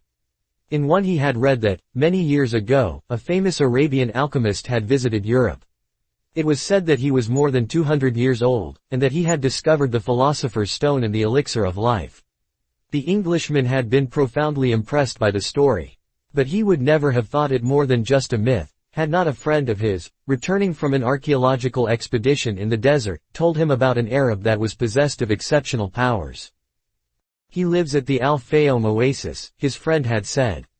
"And people say that he is 200 years old, and is able to transform any metal into gold." The Englishman could not contain his excitement.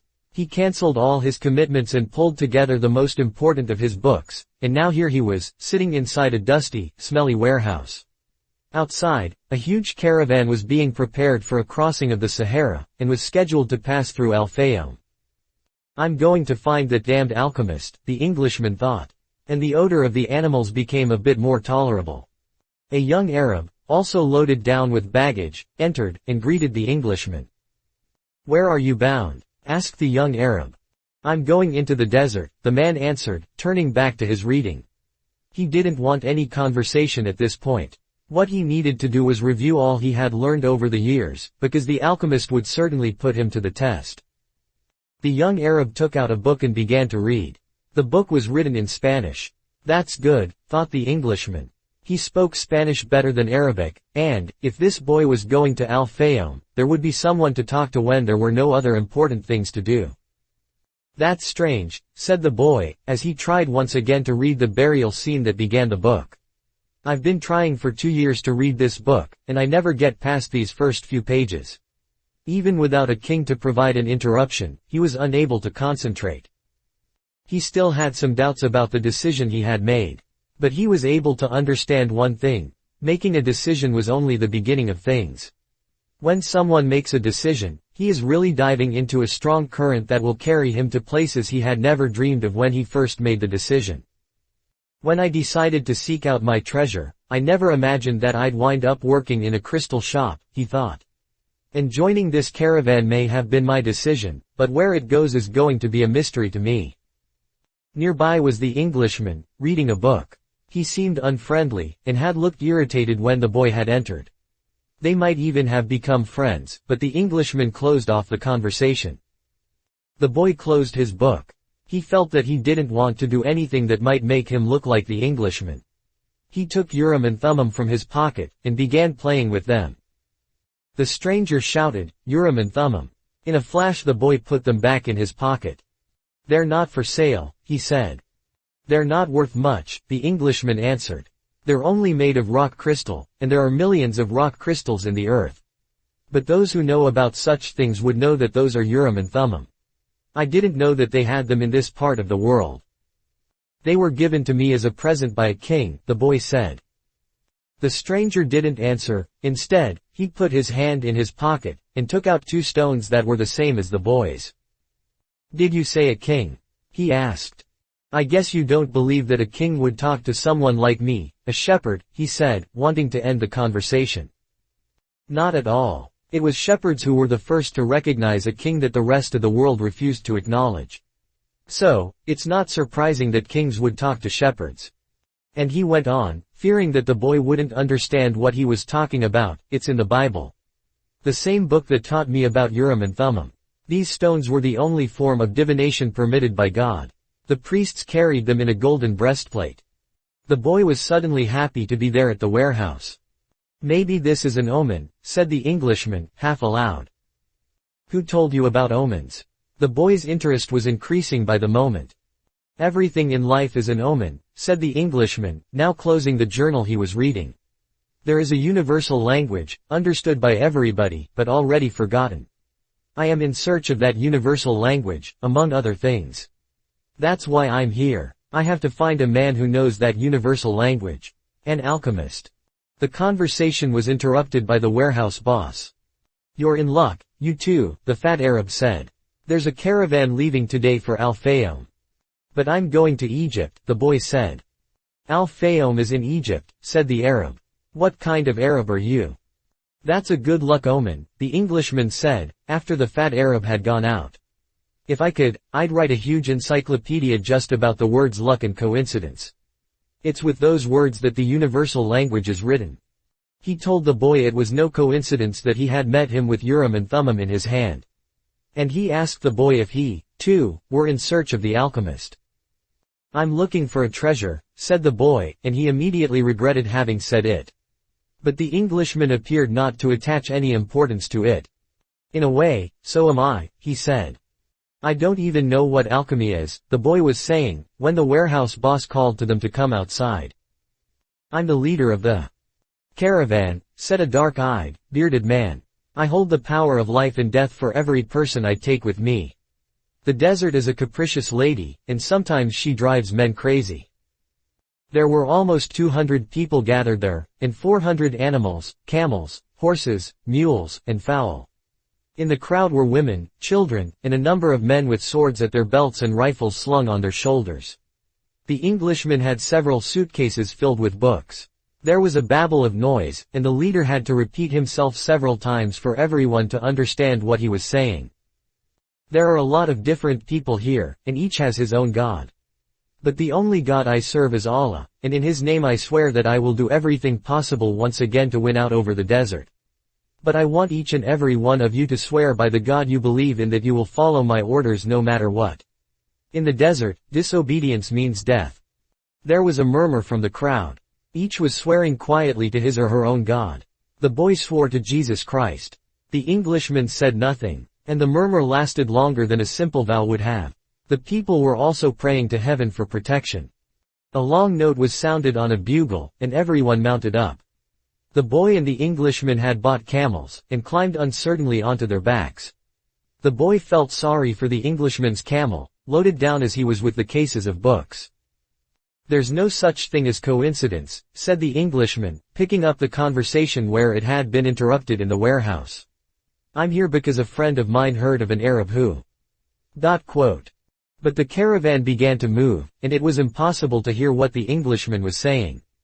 The boy knew what he was about to describe, though, the mysterious chain that links one thing to another, the same chain that had caused him to become a shepherd, that had caused his recurring dream, that had brought him to a city near Africa, to find a king, and to be robbed in order to meet a crystal merchant, and the closer one gets to realizing his personal legend, the more that personal legend becomes his true reason for being, thought the boy. The caravan moved toward the east. It traveled during the morning, halted when the sun was at its strongest, and resumed late in the afternoon. The boy spoke very little with the Englishman, who spent most of his time with his books. The boy observed in silence the progress of the animals and people across the desert. Now everything was quite different from how it was that day they had set out. Then, there had been confusion and shouting, the cries of children and the whinnying of animals, all mixed with the nervous orders of the guides and the merchants. But, in the desert, there was only the sound of the eternal wind, and of the hoofbeats of the animals. Even the guides spoke very little to one another. "I've crossed these sands many times," said one of the camel drivers one night. "But the desert is so huge, and the horizons so distant, that they make a person feel small, and as if he should remain silent."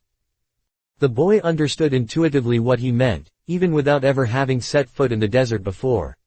Whenever he saw the sea, or a fire, he fell silent, impressed by their elemental force. "I've learned things from the sheep, and I've learned things from crystal," he thought. "I can learn something from the desert, too. It seems old and wise." The wind never stopped, and the boy remembered the day he had sat at the fort in Tarifa with this same wind blowing in his face. It reminded him of the wool from his sheep who were now seeking food and water in the fields of Andalusia, as they always had. "They're not my sheep anymore," he said to himself, without nostalgia. "They must be used to their new shepherd, and have probably already forgotten me. That's good. Creatures like the sheep, that are used to traveling, know about moving on." He thought of the merchant's daughter, and was sure that she had probably married. Perhaps to a baker, or to another shepherd who could read and could tell her exciting stories. After all, he probably wasn't the only one. But he was excited at his intuitive understanding of the camel driver's comment. Maybe he was also learning the universal language that deals with the past and the present of all people. Hunches, his mother used to call them. The boy was beginning to understand that intuition is really a sudden immersion of the soul into the universal current of life, where the histories of all people are connected, and we are able to know everything because it's all written there. "Maktub," the boy said, remembering the crystal merchant. The desert was all sand in some stretches, and rocky in others. When the caravan was blocked by a boulder, it had to go around it. If there was a large rocky area, they had to make a major detour. If the sand was too fine for the animals' hooves, they sought a way where the sand was more substantial. In some places, the ground was covered with the salt of dried up lakes.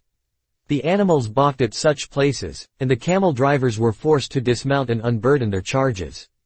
The drivers carried the freight themselves over such treacherous footing, and then reloaded the camels. If a guide were to fall ill or die, the camel drivers would draw lots and appoint a new one. But all this happened for one basic reason. No matter how many detours and adjustments it made, the caravan moved toward the same compass point. Once obstacles were overcome, it returned to its course, sighting on a star that indicated the location of the oasis. When the people saw that star shining in the morning sky, they knew they were on the right course toward water, palm trees, shelter, and other people. It was only the Englishman who was unaware of all this. He was, for the most part, immersed in reading his books.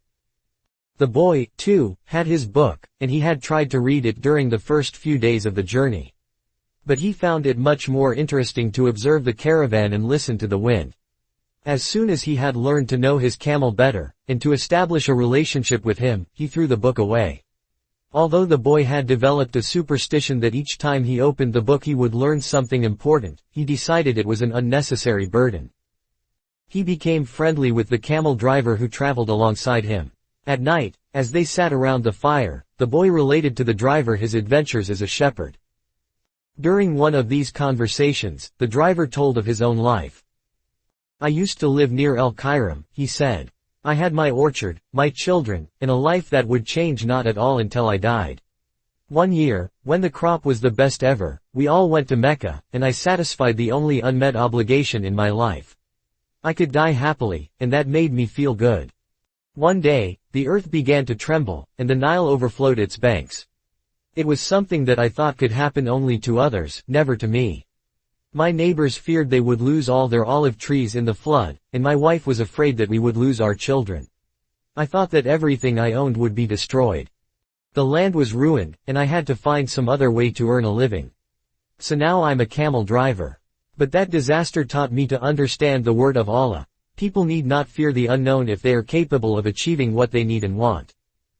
We are afraid of losing what we have, whether it's our life or our possessions and property. But this fear evaporates when we understand that our life stories and the history of the world were written by the same hand." Sometimes, their caravan met with another. One always had something that the other needed, as if everything were indeed written by one hand. As they sat around the fire, the camel drivers exchanged information about windstorms, and told stories about the desert.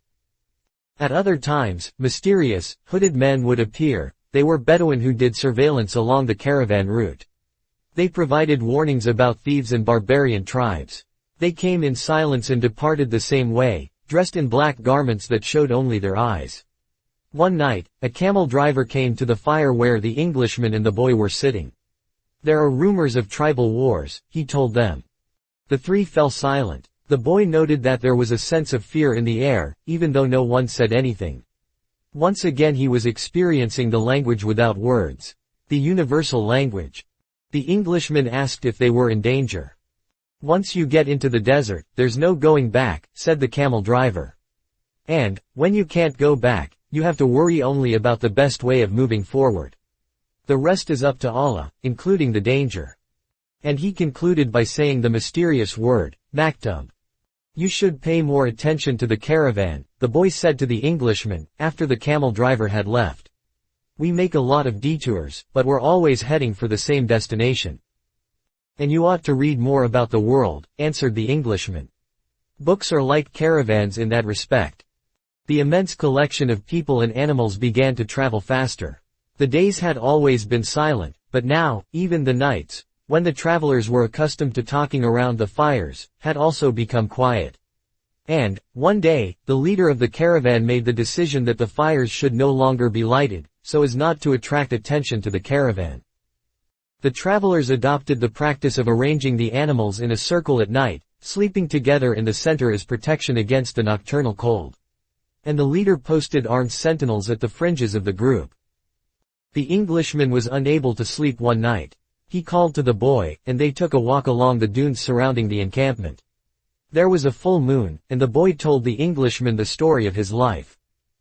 The Englishman was fascinated with the part about the progress achieved at the crystal shop after the boy began working there. "That's the principle that governs all things," he said. "In alchemy, it's called the soul of the world. When you want something with all your heart, that's when you are closest to the soul of the world. It's always a positive force." He also said that this was not just a human gift, that everything on the face of the earth had a soul, whether mineral, vegetable, or animal, or even just a simple thought.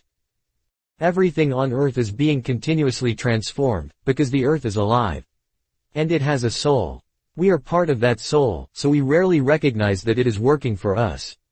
But in the crystal shop you probably realized that even the glasses were collaborating in your success. The boy thought about that for a while as he looked at the moon and the bleached sands. I have watched the caravan as it crossed the desert, he said. The caravan and the desert speak the same language, and it's for that reason that the desert allows the crossing. It's going to test the caravan's every step to see if it's in time, and, if it is, we will make it to the oasis. If either of us had joined this caravan based only on personal courage, but without understanding that language, this journey would have been much more difficult. They stood there looking at the moon. That's the magic of omens, said the boy. I've seen how the guides read the signs of the desert, and how the soul of the caravan speaks to the soul of the desert. The Englishman said, I'd better pay more attention to the caravan. And I'd better read your books, said the boy. They were strange books. They spoke about Mercury, salt, dragons, and kings, and he didn't understand any of it. But there was one idea that seemed to repeat itself throughout all the books: all things are the manifestation of one thing only. In one of the books he learned that the most important text in the literature of alchemy contained only a few lines, and had been inscribed on the surface of an emerald. It's the Emerald Tablet, said the Englishman, proud that he might teach something to the boy. Well, then, why do we need all these books? The boy asked. So that we can understand those few lines, the Englishman answered, without appearing really to believe what he had said. The book that most interested the boy told the stories of the famous alchemists. They were men who had dedicated their entire lives to the purification of metals in their laboratories. They believed that, if a metal were heated for many years, it would free itself of all its individual properties, and what was left would be the soul of the world. This soul of the world allowed them to understand anything on the face of the earth, because it was the language with which all things communicated. They called that discovery the master work. It was part liquid and part solid. Can't you just observe men and omens in order to understand the language? The boy asked. You have a mania for simplifying everything, answered the Englishman, irritated. Alchemy is a serious discipline. Every step has to be followed exactly as it was followed by the masters. The boy learned that the liquid part of the masterwork was called the elixir of life, and that it cured all illnesses. It also kept the alchemist from growing old. And the solid part was called the philosopher's stone. It's not easy to find the philosopher's stone, said the Englishman. The alchemists spent years in their laboratories, observing the fire that purified the metals. They spent so much time close to the fire that gradually they gave up the vanities of the world. They discovered that the purification of the metals had led to a purification of themselves. The boy thought about the crystal merchant. He had said that it was a good thing for the boy to clean the crystal pieces, so that he could free himself from negative thoughts. The boy was becoming more and more convinced that alchemy could be learned in one's daily life. Also, said the Englishman, the philosopher's stone has a fascinating property. A small sliver of the stone can transform large quantities of metal into gold. Having heard that, the boy became even more interested in alchemy. He thought that, with some patience, he'd be able to transform everything into gold. He read the lives of the various people who had succeeded in doing so: Helvetius, Elias, Fulcanelli, and Geber. They were fascinating stories. Each of them lived out his personal legend to the end. They traveled, spoke with wise men, performed miracles for the incredulous, and owned the philosopher's stone and the elixir of life. But when the boy wanted to learn how to achieve the master work, he became completely lost. There were just drawings, coded instructions, and obscure texts. Why did they make things so complicated? He asked the Englishman one night. The boy had noticed that the Englishman was irritable, and missed his books. So that those who have the responsibility for understanding can understand, he said. Imagine if everyone went around transforming lead into gold. Gold would lose its value. It's only those who are persistent, and willing to study things deeply, who achieve the master work. That's why I'm here in the middle of the desert. I'm seeking a true alchemist who will help me to decipher the codes. When were these books written? The boy asked. Many centuries ago. They didn't have the printing press in those days, the boy argued. There was no way for everybody to know about alchemy. Why did they use such strange language, with so many drawings? The Englishman didn't answer him directly. He said that for the past few days he had been paying attention to how the caravan operated, but that he hadn't learned anything new. The only thing he had noticed was that talk of war was becoming more and more frequent. Then one day the boy returned the books to the Englishman. "Did you learn anything?" the Englishman asked, eager to hear what it might be. He needed someone to talk to so as to avoid thinking about the possibility of war. "I learned that the world has a soul, and that whoever understands that soul can also understand the language of things. I learned that many alchemists realized their personal legends, and wound up discovering the soul of the world, the philosopher's stone, and the elixir of life. But, above all, I learned that these things are all so simple that they could be written on the surface of an emerald." The Englishman was disappointed. The years of research, the magic symbols, the strange words, and the laboratory equipment. None of this had made an impression on the boy. His soul must be too primitive to understand those things, he thought. He took back his books and packed them away again in their bags. "Go back to watching the caravan," he said. "That didn't teach me anything, either." The boy went back to contemplating the silence of the desert, and the sand raised by the animals. "Everyone has his or her own way of learning things," he said to himself. "His way isn't the same as mine, nor mine is his. But we're both in search of our personal legends, and I respect him for that." The caravan began to travel day and night. The hooded Bedouin reappeared more and more frequently, and the camel driver, who had become a good friend of the boys, explained that the war between the tribes had already begun. The caravan would be very lucky to reach the oasis. The animals were exhausted, and the men talked among themselves less and less. The silence was the worst aspect of the night, when the mere groan of a camel, which before had been nothing but the groan of a camel, now frightened everyone because it might signal a raid. The camel driver, though, seemed not to be very concerned with the threat of war. "I'm alive," he said to the boy, as they ate a bunch of dates one night, with no fires and no moon. "When I'm eating, that's all I think about. If I'm on the march, I just concentrate on marching. If I have to fight, it will be just as good a day to die as any other. Because I don't live in either my past or my future. I'm interested only in the present. If you can concentrate always on the present, you'll be a happy man. You'll see that there is life in the desert, that there are stars in the heavens, and that tribesmen fight because they are part of the human race. Life will be a party for you, a grand festival, because life is the moment we're living right now." 2 nights later, as he was getting ready to bed down, the boy looked for the star they followed every night.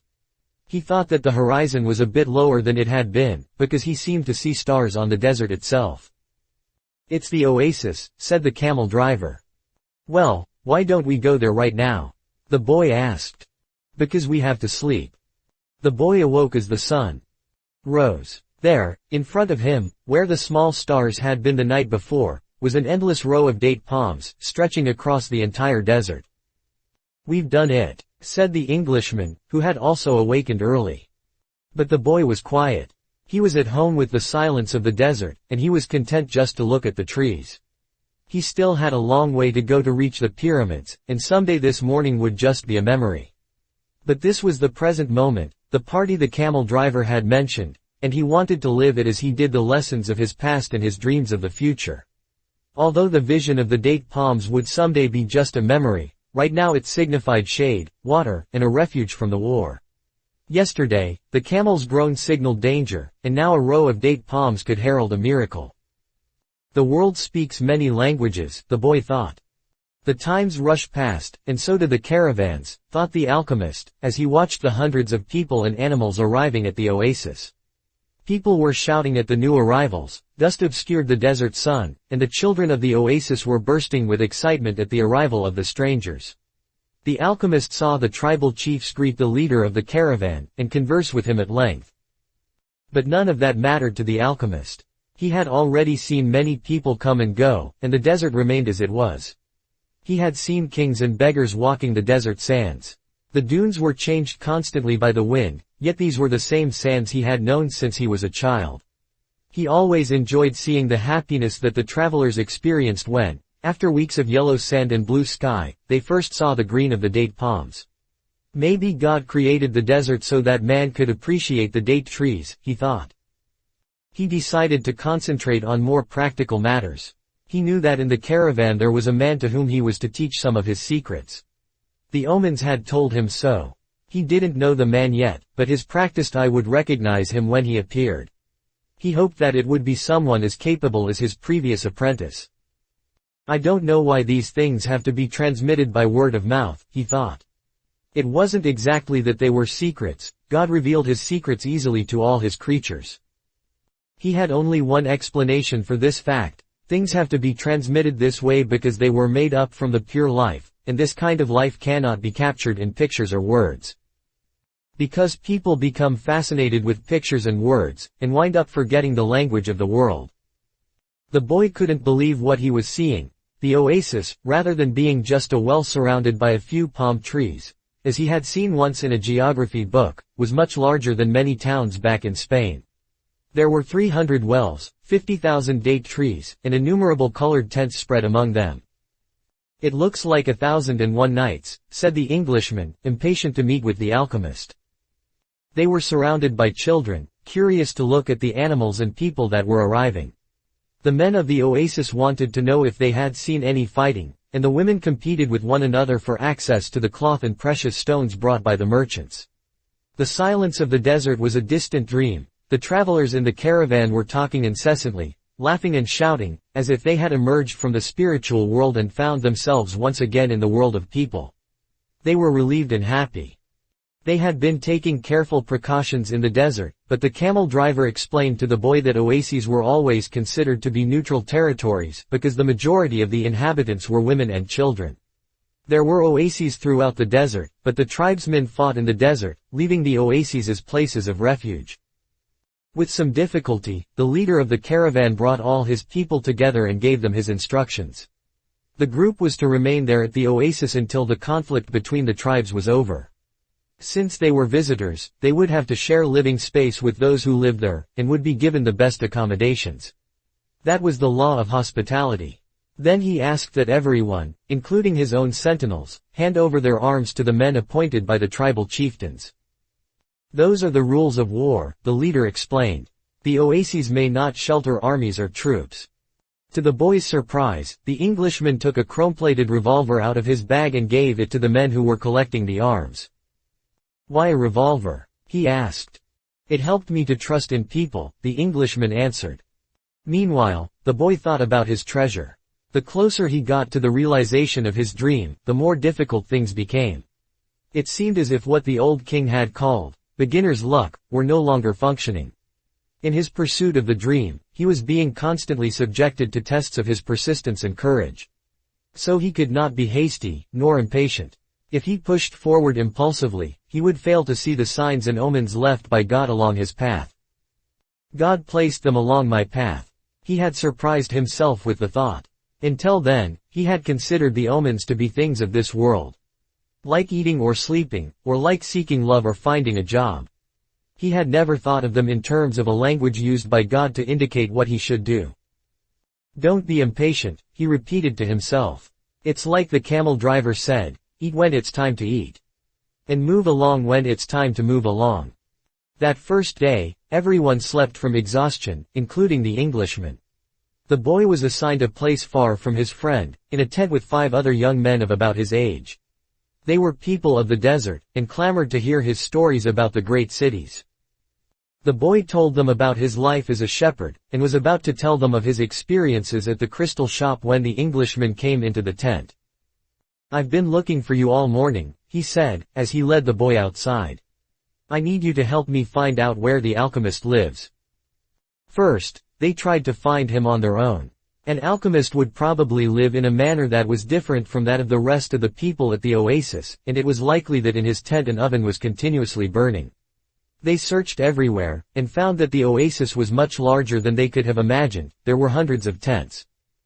We've wasted almost the entire day, said the Englishman, sitting down with the boy near one of the wells. Maybe we'd better ask someone, the boy suggested. The Englishman didn't want to tell others about his reasons for being at the oasis, and couldn't make up his mind.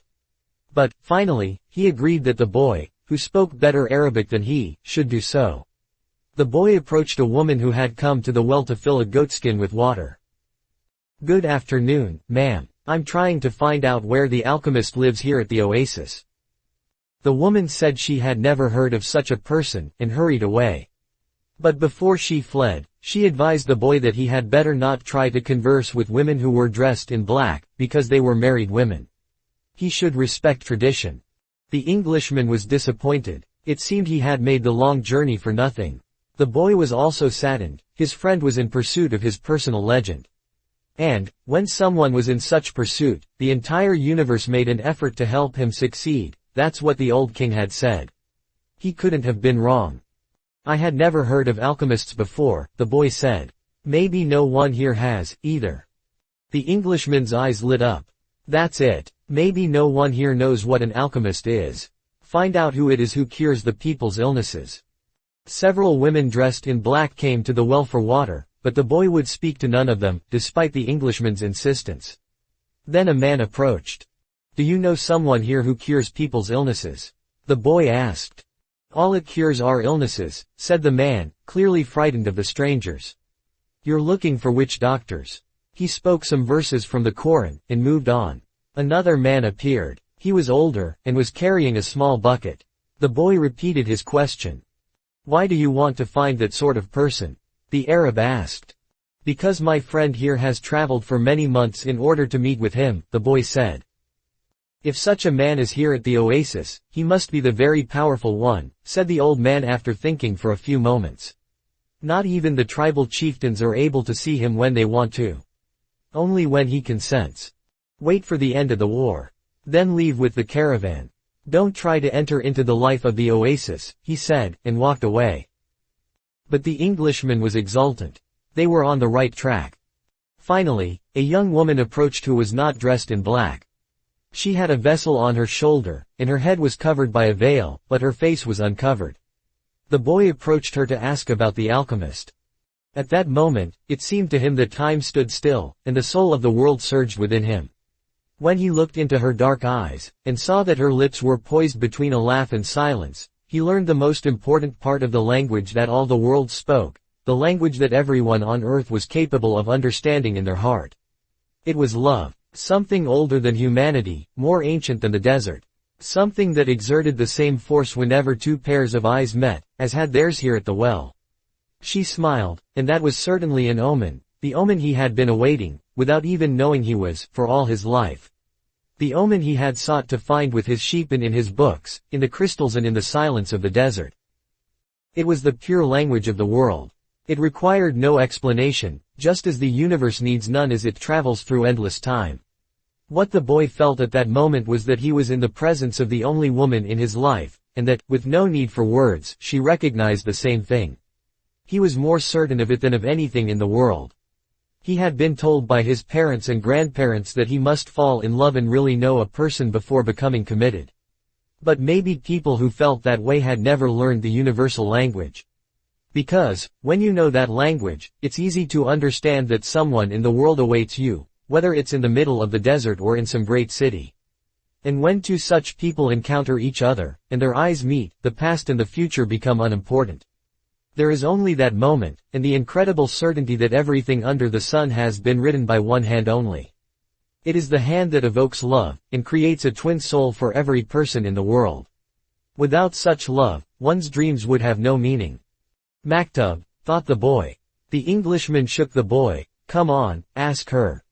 The boy stepped closer to the girl, and when she smiled, he did the same. What's your name? He asked. Fatima, the girl said, averting her eyes. That's what some women in my country are called.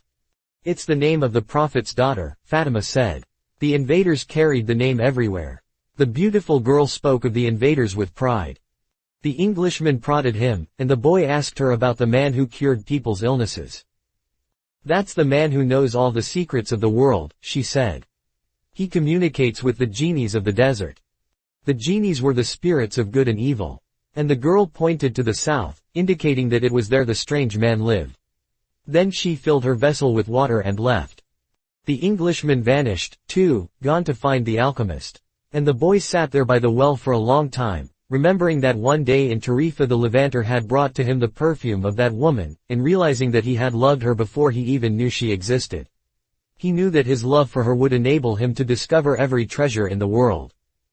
The next day, the boy returned to the well, hoping to see the girl. To his surprise, the Englishman was there, looking out at the desert. "I waited all afternoon and evening," he said. "He appeared with the first stars of evening. I told him what I was seeking, and he asked me if I had ever transformed lead into gold. I told him that was what I had come here to learn. He told me I should try to do so. That's all he said, go and try." The boy didn't say anything. The poor Englishman had traveled all this way, only to be told that he should repeat what he had already done so many times. "So, then try," he said to the Englishman. "That's what I'm going to do. I'm going to start now." As the Englishman left, Fatima arrived and filled her vessel with water. "I came to tell you just one thing," the boy said. "I want you to be my wife. I love you." The girl dropped the container, and the water spilled. "I'm going to wait here for you every day. I have crossed the desert in search of a treasure that is somewhere near the pyramids, and for me, the war seemed a curse. But now it's a blessing, because it brought me to you." "The war is going to end someday," the girl said. The boy looked around him at the date palms. He reminded himself that he had been a shepherd, and that he could be a shepherd again. Fatima was more important than his treasure. "The tribesmen are always in search of treasure," the girl said, as if she had guessed what he was thinking. "And the women of the desert are proud of their tribesmen." She refilled her vessel and left. The boy went to the well every day to meet with Fatima. He told her about his life as a shepherd, about the king, and about the crystal shop. They became friends, and except for the 15 minutes he spent with her, each day seemed that it would never pass. When he had been at the oasis for almost a month, the leader of the caravan called a meeting of all of the people traveling with him. "We don't know when the war will end, so we can't continue our journey," he said. "The battles may last for a long time, perhaps even years. There are powerful forces on both sides, and the war is important to both armies. It's not a battle of good against evil. It's a war between forces that are fighting for the balance of power, and, when that type of battle begins, it lasts longer than others, because Allah is on both sides." The people went back to where they were living, and the boy went to meet with Fatima that afternoon. He told her about the morning's meeting. "The day after we met," Fatima said, "you told me that you loved me. Then, you taught me something of the universal language and the soul of the world. Because of that, I have become a part of you." The boy listened to the sound of her voice, and thought it to be more beautiful than the sound of the wind in the date palms. "I have been waiting for you here at this oasis for a long time. I have forgotten about my past, about my traditions, and the way in which men of the desert expect women to behave. Ever since I was a child, I have dreamed that the desert would bring me a wonderful present. Now, my present has arrived, and it's you." The boy wanted to take her hand. But Fatima's hands held to the handles of her jug. "You have told me about your dreams, about the old king and your treasure. And you've told me about omens. So now, I fear nothing, because it was those omens that brought you to me. And I am a part of your dream, a part of your personal legend, as you call it. That's why I want you to continue toward your goal. If you have to wait until the war is over, then wait. But if you have to go before then, go on in pursuit of your dream. The dunes are changed by the wind, but the desert never changes. That's the way it will be with our love for each other." "Maktub," she said, "if I am really a part of your dream, you'll come back one day." The boy was sad as he left her that day. He thought of all the married shepherds he had known. They had a difficult time convincing their wives that they had to go off into distant fields. Love required them to stay with the people they loved. He told Fatima that, at their next meeting, "The desert takes our men from us, and they don't always return," she said. "We know that, and we are used to it. Those who don't return become a part of the clouds, a part of the animals that hide in the ravines and of the water that comes from the earth. They become a part of everything. They become the soul of the world. Some do come back, and then the other women are happy because they believe that their men may one day return, as well. I used to look at those women and envy them their happiness. Now, I too will be one of the women who wait. I'm a desert woman, and I'm proud of that. I want my husband to wander as free as the wind that shapes the dunes. And, if I have to, I will accept the fact that he has become a part of the clouds, and the animals, and the water of the desert."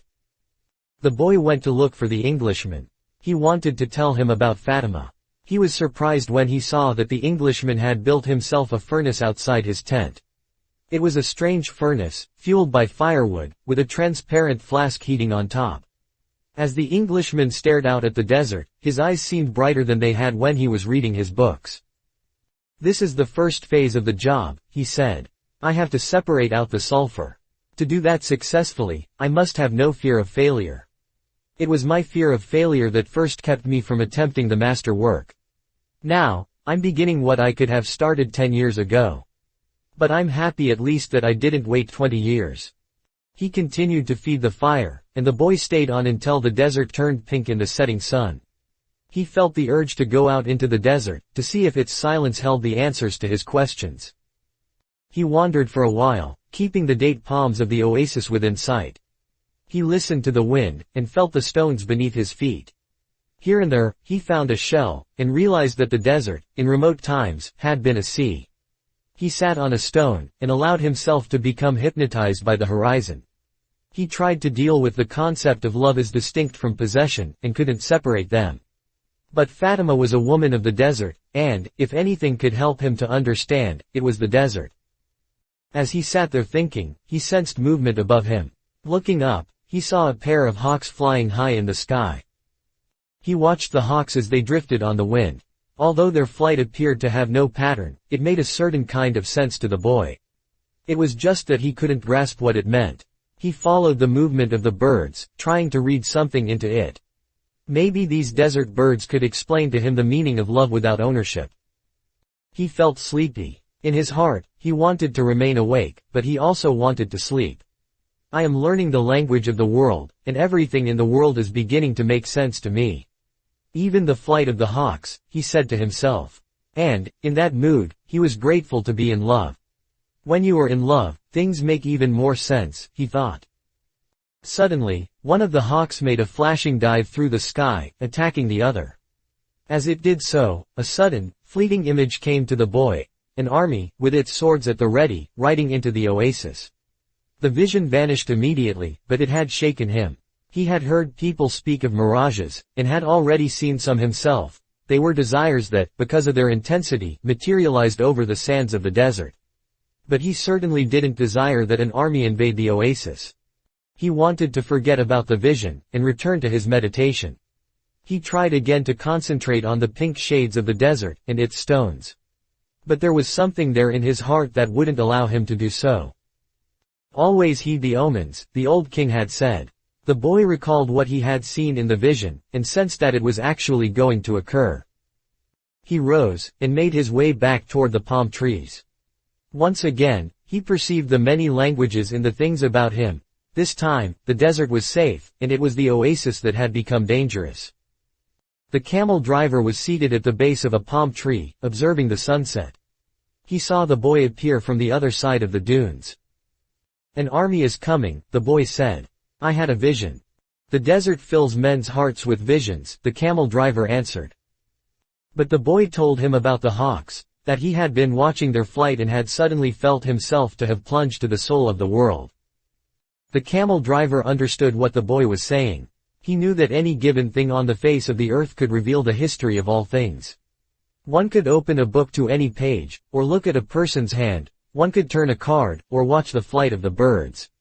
Whatever the thing observed, one could find a connection with his experience of the moment. Actually, it wasn't that those things, in themselves, revealed anything at all. It was just that people, looking at what was occurring around them, could find a means of penetration to the soul of the world. The desert was full of men who earned their living based on the ease with which they could penetrate to the soul of the world. They were known as seers, and they were held in fear by women and the elderly. Tribesmen were also wary of consulting them, because it would be impossible to be effective in battle if one knew that he was fated to die. The tribesmen preferred the taste of battle, and the thrill of not knowing what the outcome would be. The future was already written by Allah, and what he had written was always for the good of man. So the tribesmen lived only for the present, because the present was full of surprises, and they had to be aware of many things. Where was the enemy's sword? Where was his horse? What kind of blow should one deliver next in order to remain alive? The camel driver was not a fighter, and he had consulted with seers. Many of them had been right about what they said, while some had been wrong.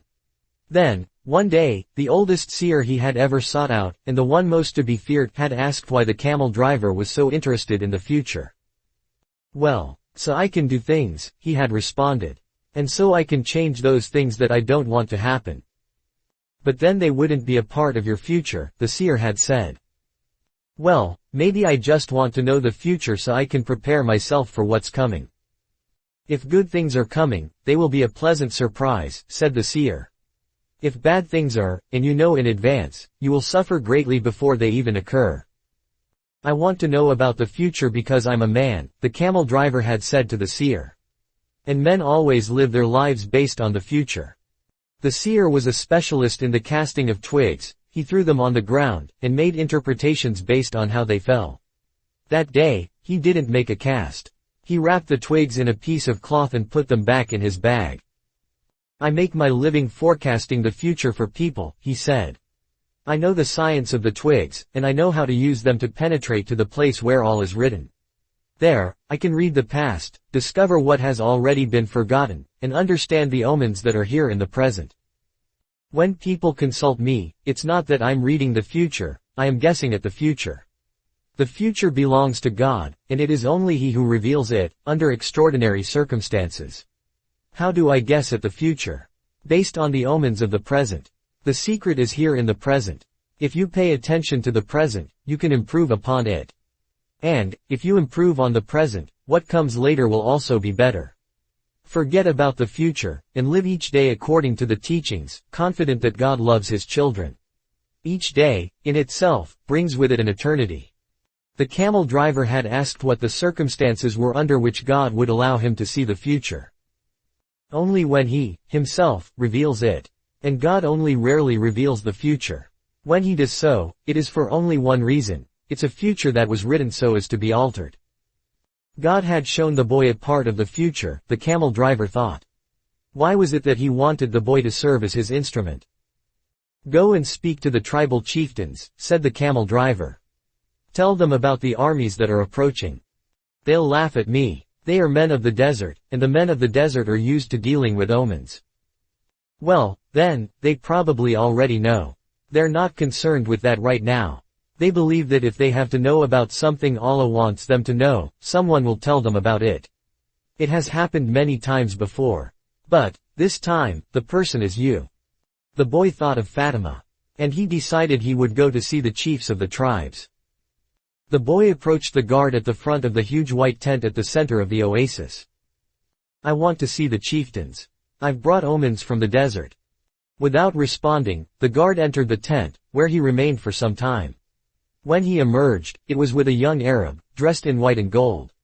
The boy told the younger man what he had seen, and the man asked him to wait there. He disappeared into the tent. Night fell, and an assortment of fighting men and merchants entered and exited the tent. One by one, the campfires were extinguished, and the oasis fell as quiet as the desert. Only the lights in the great tent remained.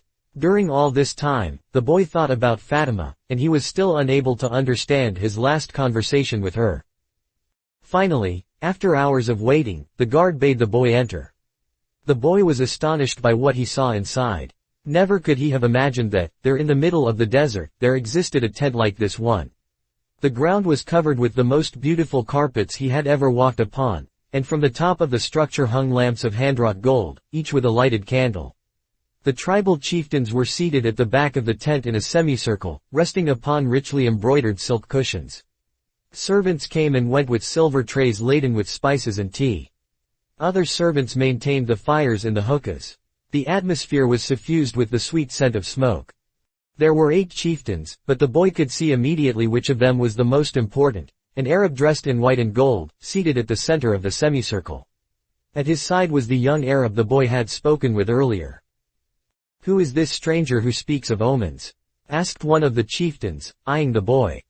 "It is I," the boy answered. And he told what he had seen. "Why would the desert reveal such things to a stranger, when it knows that we have been here for generations?" said another of the chieftains. "Because my eyes are not yet accustomed to the desert," the boy said. "I can see things that eyes habituated to the desert might not see. And also because I know about the soul of the world," he thought to himself. The oasis is neutral ground. No one attacks an oasis, said a third chieftain. I can only tell you what I saw. If you don't want to believe me, you don't have to do anything about it. The men fell into an animated discussion. They spoke in an Arabic dialect that the boy didn't understand, but, when he made to leave, the guard told him to stay. The boy became fearful. The omens told him that something was wrong. He regretted having spoken to the camel driver about what he had seen in the desert. Suddenly, the elder at the center smiled almost imperceptibly, and the boy felt better. The man hadn't participated in the discussion, and, in fact, hadn't said a word up to that point. But the boy was already used to the language of the world, and he could feel the vibrations of peace throughout the tent. Now his intuition was that he had been right in coming. The discussion ended. The chieftains were silent for a few moments as they listened to what the old man was saying. Then he turned to the boy. This time his expression was cold and distant. 2,000 years ago, in a distant land, a man who believed in dreams was thrown into a dungeon and then sold as a slave, the old man said, now in the dialect the boy understood. Our merchants bought that man, and brought him to Egypt. All of us know that whoever believes in dreams also knows how to interpret them. The elder continued, when the pharaoh dreamed of cows that were thin and cows that were fat, this man I'm speaking of rescued Egypt from famine. His name was Joseph. He, too, was a stranger in a strange land, like you, and he was probably about your age. He paused, and his eyes were still unfriendly. We always observe the tradition. The tradition saved Egypt from famine in those days, and made the Egyptians the wealthiest of peoples. The tradition teaches men how to cross the desert, and how their children should marry. The tradition says that an oasis is neutral territory, because both sides have oases, and so both are vulnerable. No one said a word as the old man continued. But the tradition also says that we should believe the messages of the desert. Everything we know was taught to us by the desert. The old man gave a signal, and everyone stood. The meeting was over. The hookahs were extinguished, and the guards stood at attention. The boy made ready to leave, but the old man spoke again. Tomorrow, we are going to break the agreement that says that no one at the oasis may carry arms. Throughout the entire day we will be on the lookout for our enemies. When the sun sets, the men will once again surrender their arms to me. For every 10 dead men among our enemies, you will receive a piece of gold. But arms cannot be drawn unless they also go into battle. Arms are as capricious as the desert, and, if they are not used, the next time they might not function. If at least one of them hasn't been used by the end of the day tomorrow, one will be used on you. When the boy left the tent, the oasis was illuminated only by the light of the full moon. He was 20 minutes from his tent, and began to make his way there. He was alarmed by what had happened. He had succeeded in reaching through to the soul of the world, and now the price for having done so might be his life. It was a frightening bet. But he had been making risky bets ever since the day he had sold his sheep to pursue his personal legend. And, as the camel driver had said, to die tomorrow was no worse than dying on any other day. Every day was there to be lived or to mark one's departure from this world. Everything depended on one word, maktub. Walking along in the silence, he had no regrets. If he died tomorrow, it would be because God was not willing to change the future. He would at least have died after having crossed the strait, after having worked in a crystal shop, and after having known the silence of the desert and Fatima's eyes. He had lived every one of his days intensely since he had left home so long ago. If he died tomorrow, he would already have seen more than other shepherds, and he was proud of that. Suddenly he heard a thundering sound, and he was thrown to the ground by a wind such as he had never known. The area was swirling in dust so intense that it hid the moon from view. Before him was an enormous white horse, rearing over him with a frightening scream. When the blinding dust had settled a bit, the boy trembled at what he saw. Astride the animal was a horseman dressed completely in black, with a falcon perched on his left shoulder. He wore a turban and his entire face, except for his eyes, was covered with a black kerchief. He appeared to be a messenger from the desert, but his presence was much more powerful than that of a mere messenger. The strange horseman drew an enormous, curved sword from a scabbard mounted on his saddle. The steel of its blade glittered in the light of the moon. Who dares to read the meaning of the flight of the hawks? He demanded, so loudly that his words seemed to echo through the 50,000 palm trees of Al-Fayoum. "It is I who dared to do so," said the boy. He was reminded of the image of Santiago Matamoros, mounted on his white horse, with the infidels beneath his hooves. This man looked exactly the same, except that now the roles were reversed. "It is I who dared to do so," he repeated, and he lowered his head to receive a blow from the sword.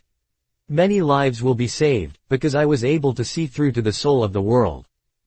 The sword didn't fall. Instead, the stranger lowered it slowly, until the point touched the boy's forehead. It drew a droplet of blood. The horseman was completely immobile, as was the boy. It didn't even occur to the boy to flee. In his heart, he felt a strange sense of joy. He was about to die in pursuit of his personal legend. And for Fatima, the omens had been true, after all. Here he was, face to face with his enemy, but there was no need to be concerned about dying. The soul of the world awaited him, and he would soon be a part of it. And, tomorrow, his enemy would also be a part of that soul. The stranger continued to hold the sword at the boy's forehead. "Why did you read The Flight of the Birds?" "I read only what the birds wanted to tell me. They wanted to save the oasis. Tomorrow all of you will die, because there are more men at the oasis than you have." The sword remained where it was. Who are you to change what Allah has willed? Allah created the armies, and He also created the hawks. Allah taught me the language of the birds. Everything has been written by the same hand, the boy said, remembering the camel driver's words. The stranger withdrew the sword from the boy's forehead, and the boy felt immensely relieved. But he still couldn't flee. "Be careful with your prognostications," said the stranger. "When something is written, there is no way to change it." "All I saw was an army," said the boy. "I didn't see the outcome of the battle." The stranger seemed satisfied with the answer. But he kept the sword in his hand. What is a stranger doing in a strange land? "I am following my personal legend. It's not something you would understand." The stranger placed his sword in its scabbard, and the boy relaxed. "I had to test your courage," the stranger said. "Courage is the quality most essential to understanding the language of the world." The boy was surprised. The stranger was speaking of things that very few people knew about. "You must not let up, even after having come so far," he continued. "You must love the desert, but never trust it completely.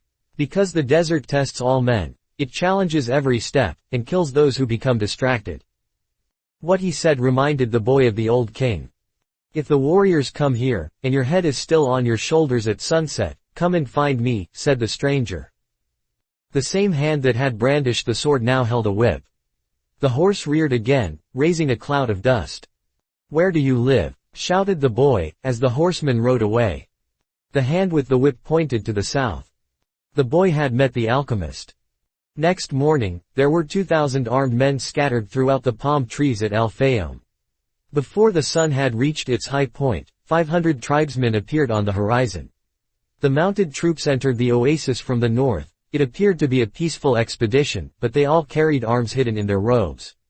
When they reached the white tent at the center of Al-Fayoum, they withdrew their scimitars and rifles. And they attacked an empty tent. The men of the oasis surrounded the horsemen from the desert, and within half an hour all but one of the intruders were dead. The children had been kept at the other side of a grove of palm trees, and saw nothing of what had happened. The women had remained in their tents, praying for the safekeeping of their husbands, and saw nothing of the battle, either. Were it not for the bodies there on the ground, it would have appeared to be a normal day at the oasis. The only tribesman spared was the commander of the battalion. That afternoon, he was brought before the tribal chieftains, who asked him why he had violated the tradition. The commander said that his men had been starving and thirsty, exhausted from many days of battle, and had decided to take the oasis so as to be able to return to the war. The tribal chieftain said that he felt sorry for the tribesmen, but that the tradition was sacred. He condemned the commander to death without honor. Rather than being killed by a blade or a bullet, he was hanged from a dead palm tree, where his body twisted in the desert wind. The tribal chieftain called for the boy, and presented him with 50 pieces of gold. He repeated his story about Joseph of Egypt, and asked the boy to become the counselor of the oasis. When the sun had set, and the first stars made their appearance, the boy started to walk to the south. He eventually sighted a single tent, and a group of Arabs passing by told the boy that it was a place inhabited by genies. But the boy sat down and waited. Not until the moon was high did the alchemist ride into view. He carried 2 dead hawks over his shoulder. "I am here," the boy said. "You shouldn't be here," the alchemist answered. "Or is it your personal legend that brings you here? With the wars between the tribes, it's impossible to cross the desert. So I have come here." The alchemist dismounted from his horse, and signaled that the boy should enter the tent with him. It was a tent like many at the oasis.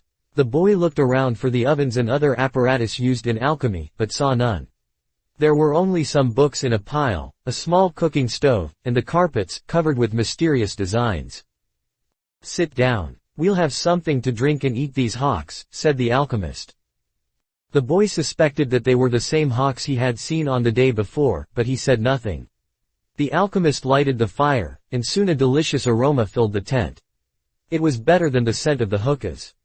"Why did you want to see me?" the boy asked. "Because of the omens," the alchemist answered. "The wind told me you would be coming, and that you would need help." "It's not I the wind spoke about. It's the other foreigner, the Englishman. He's the one that's looking for you. He has other things to do first. But he's on the right track. He has begun to try to understand the desert. And what about me? When a person really desires something, all the universe conspires to help that person to realize his dream," said the alchemist, echoing the words of the old king. The boy understood. Another person was there to help him toward his personal legend. "So you are going to instruct me?" "No. You already know all you need to know. I am only going to point you in the direction of your treasure." "But there's a tribal war," the boy reiterated. "I know what's happening in the desert. I have already found my treasure. I have a camel, I have my money from the crystal shop, and I have 50 gold pieces. In my own country, I would be a rich man. But none of that is from the pyramids," said the alchemist. "I also have Fatima. She is a treasure greater than anything else I have won. She wasn't found at the pyramids, either." They ate in silence. The alchemist opened a bottle and poured a red liquid into the boy's cup. It was the most delicious wine he had ever tasted. "Isn't wine prohibited here?" the boy asked. "It's not what enters men's mouths that's evil," said the alchemist. "It's what comes out of their mouths that is." The alchemist was a bit daunting, but, as the boy drank the wine, he relaxed. After they finished eating they sat outside the tent, under a moon so brilliant that it made the stars pale. "Drink and enjoy yourself," said the alchemist, noticing that the boy was feeling happier. "Rest well tonight, as if you were a warrior preparing for combat. Remember that wherever your heart is, there you will find your treasure. You've got to find the treasure, so that everything you have learned along the way can make sense. Tomorrow, sell your camel and buy a horse. Camels are traitorous. They walk thousands of paces and never seem to tire. Then suddenly, they kneel and die. But horses tire bit by bit. You always know how much you can ask of them, and when it is that they are about to die." The following night, the boy appeared at the alchemist's tent with a horse. The alchemist was ready, and he mounted his own steed and placed the falcon on his left shoulder. He said to the boy, "Show me where there is life out in the desert. Only those who can see such signs of life are able to find treasure." They began to ride out over the sands, with the moon lighting their way. "I don't know if I'll be able to find life in the desert," the boy thought. "I don't know the desert that well yet." He wanted to say so to the alchemist, but he was afraid of the man. They reached the rocky place where the boy had seen the hawks in the sky, but now there was only silence in the wind. "I don't know how to find life in the desert," the boy said. "I know that there is life here, but I don't know where to look." "Life attracts life," the alchemist answered. And then the boy understood. He loosened the reins on his horse, who galloped forward over the rocks and sand. The alchemist followed as the boy's horse ran for almost half an hour. They could no longer see the palms of the oasis, only the gigantic moon above them, and its silver reflections from the stones of the desert. Suddenly, for no apparent reason, the boy's horse began to slow. "There's life here," the boy said to the alchemist. "I don't know the language of the desert, but my horse knows the language of life." They dismounted, and the alchemist said nothing. Advancing slowly, they searched among the stones. The alchemist stopped abruptly, and bent to the ground.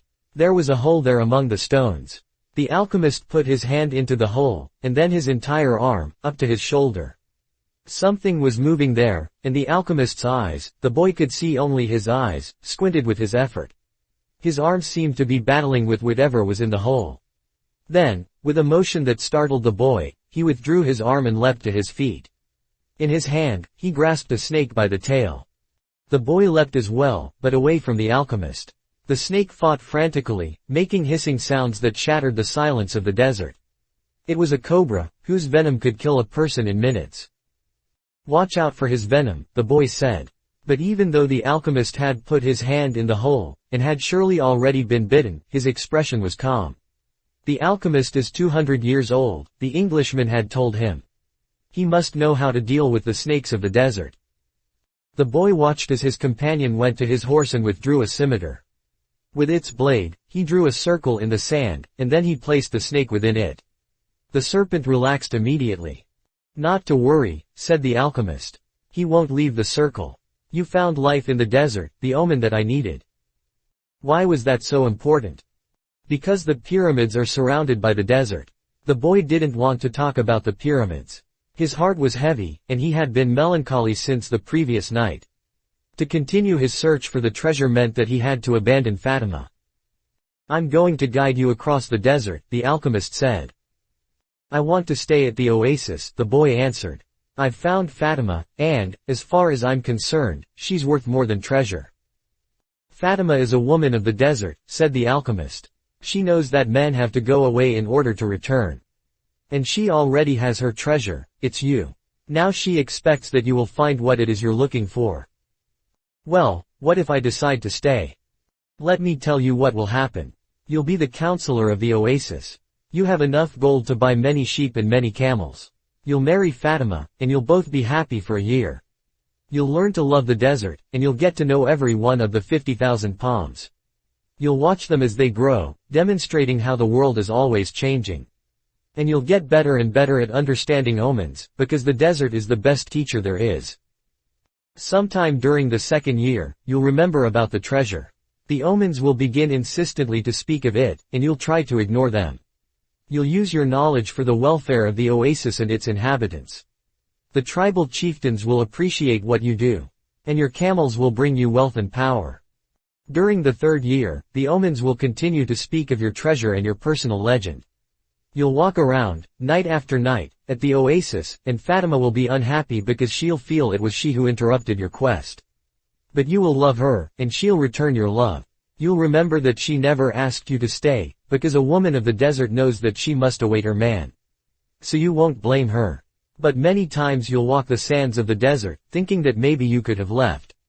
That you could have trusted more in your love for Fatima. Because what kept you at the oasis was your own fear that you might never come back.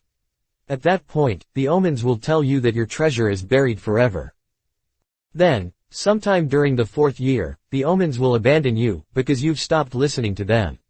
The tribal chieftains will see that, and you'll be dismissed from your position as counselor. But, by then, you'll be a rich merchant, with many camels and a great deal of merchandise. You'll spend the rest of your days knowing that you didn't pursue your personal legend, and that now it's too late.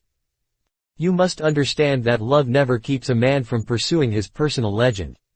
If he abandons that pursuit, it's because it wasn't true love. The love that speaks the language of the world. The alchemist erased the circle in the sand, and the snake slithered away among the rocks. The boy remembered the crystal merchant who had always wanted to go to Mecca, and the Englishman in search of the alchemist. He thought of the woman who had trusted in the desert. And he looked out over the desert that had brought him to the woman he loved. They mounted their horses, and this time it was the boy who followed the alchemist back to the oasis. The wind brought the sounds of the oasis to them, and the boy tried to hear Fatima's voice. But that night, as he had watched the cobra within the circle, the strange horseman with the falcon on his shoulder had spoken of love and treasure, of the women of the desert and of his personal legend. "I'm going with you," the boy said. And he immediately felt peace in his heart. "We'll leave tomorrow before sunrise," was the alchemist's only response. The boy spent a sleepless night. 2 hours before dawn, he awoke one of the boys who slept in his tent, and asked him to show him where Fatima lived. They went to her tent, and the boy gave his friend enough gold to buy a sheep. Then he asked his friend to go into the tent where Fatima was sleeping, and to awaken her and tell her that he was waiting outside. The young Arab did as he was asked, and was given enough gold to buy yet another sheep. "Now leave us alone," said the boy to the young Arab. The Arab returned to his tent to sleep, proud to have helped the counselor of the oasis, and happy at having enough money to buy himself some sheep. Fatima appeared at the entrance to the tent. The two walked out among the palms. The boy knew that it was a violation of the tradition, but that didn't matter to him now. "I'm going away," he said. "And I want you to know that I'm coming back. I love you because." "Don't say anything," Fatima interrupted. "One is loved because one is loved. No reason is needed for loving." But the boy continued, "I had a dream, and I met with a king. I sold crystal and crossed the desert. And, because the tribes declared war, I went to the well, seeking the alchemist.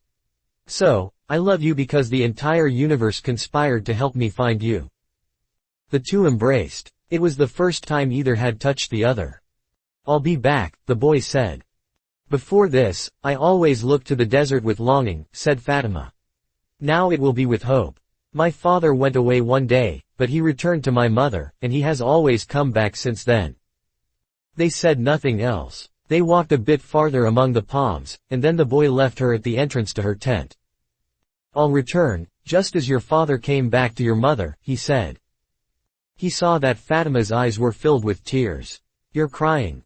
"I'm a woman of the desert," she said, averting her face. "But above all, I'm a woman." Fatima went back to her tent, and, when daylight came, she went out to do the chores she had done for years.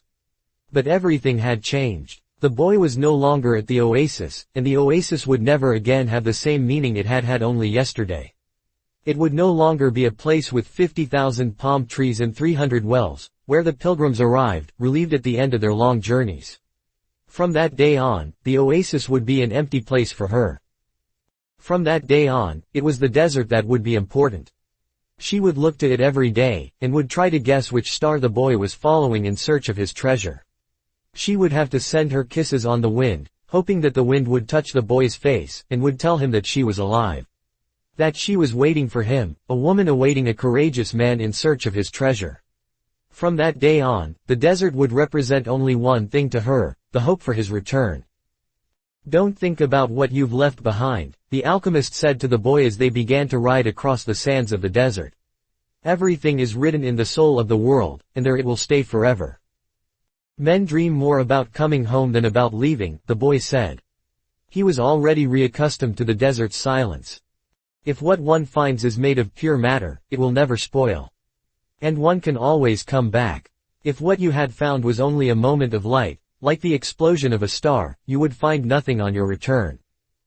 The man was speaking the language of alchemy. But the boy knew that he was referring to Fatima. It was difficult not to think about what he had left behind. The desert, with its endless monotony, put him to dreaming. The boy could still see the palm trees, the wells, and the face of the woman he loved. He could see the Englishman at his experiments, and the camel driver who was a teacher without realizing it. Maybe the alchemist has never been in love, the boy thought. The alchemist rode in front, with the falcon on his shoulder. The bird knew the language of the desert well, and whenever they stopped, he flew off in search of game. On the first day he returned with a rabbit, and on the second with 2 birds. At night, they spread their sleeping gear and kept their fires hidden. The desert nights were cold, and were becoming darker and darker as the phases of the moon passed. They went on for a week, speaking only of the precautions they needed to follow in order to avoid the battles between the tribes. The war continued, and at times the wind carried the sweet, sickly smell of blood. Battles had been fought nearby, and the wind reminded the boy that there was the language of omens, always ready to show him what his eyes had failed to observe. On the 7th day, the alchemist decided to make camp earlier than usual. The falcon flew off to find game, and the alchemist offered his water container to the boy. "You are almost at the end of your journey," said the alchemist. "I congratulate you for having pursued your personal legend. And you've told me nothing along the way," said the boy. "I thought you were going to teach me some of the things you know. A while ago, I rode through the desert with a man who had books on alchemy. But I wasn't able to learn anything from them." "There is only one way to learn," the alchemist answered. "It's through action. Everything you need to know you have learned through your journey. You need to learn only one thing more." The boy wanted to know what that was, but the alchemist was searching the horizon, looking for the falcon. Why are you called the alchemist? Because that's what I am. And what went wrong when other alchemists tried to make gold and were unable to do so? They were looking only for gold, his companion answered. They were seeking the treasure of their personal legend, without wanting actually to live out the personal legend. What is it that I still need to know? The boy asked. But the alchemist continued to look to the horizon. And finally the falcon returned with their meal. They dug a hole and lit their fire in it, so that the light of the flames would not be seen. I'm an alchemist simply because I'm an alchemist, he said, as he prepared the meal. I learned the science from my grandfather, who learned from his father, and so on, back to the creation of the world. In those times, the master work could be written simply on an emerald. But men began to reject simple things, and to write tracts, interpretations, and philosophical studies. They also began to feel that they knew a better way than others had. Yet the emerald tablet is still alive today. What was written on the emerald tablet? The boy wanted to know. The alchemist began to draw in the sand, and completed his drawing in less than 5 minutes. As he drew, the boy thought of the old king, and the plaza where they had met that day. It seemed as if it had taken place years and years ago. This is what was written on the emerald tablet, said the alchemist, when he had finished. The boy tried to read what was written in the sand. It's a code, said the boy, a bit disappointed. It looks like what I saw in the Englishman's books. No, the alchemist answered. It's like the flight of those two hawks, it can't be understood by reason alone. The emerald tablet is a direct passage to the soul of the world. The wise men understood that this natural world is only an image and a copy of paradise. The existence of this world is simply a guarantee that there exists a world that is perfect. God created the world so that, through its visible objects, men could understand his spiritual teachings and the marvels of his wisdom. That's what I mean by action. Should I understand the emerald tablet? The boy asked. Perhaps, if you were in a laboratory of alchemy, this would be the right time to study the best way to understand the emerald tablet. But you are in the desert. So immerse yourself in it. The desert will give you an understanding of the world. In fact, anything on the face of the earth will do that. You don't even have to understand the desert. All you have to do is contemplate a simple grain of sand, and you will see in it all the marvels of creation. How do I immerse myself in the desert? Listen to your heart. It knows all things, because it came from the soul of the world, and it will one day return there. They crossed the desert for another 2 days in silence. The alchemist had become much more cautious, because they were approaching the area where the most violent battles were being waged. As they moved along, the boy tried to listen to his heart. It was not easy to do. In earlier times, his heart had always been ready to tell its story, but lately that wasn't true. There had been times when his heart spent hours telling of its sadness, and at other times it became so emotional over the desert sunrise that the boy had to hide his tears. His heart beat fastest when it spoke to the boy of treasure, and more slowly when the boy stared entranced at the endless horizons of the desert.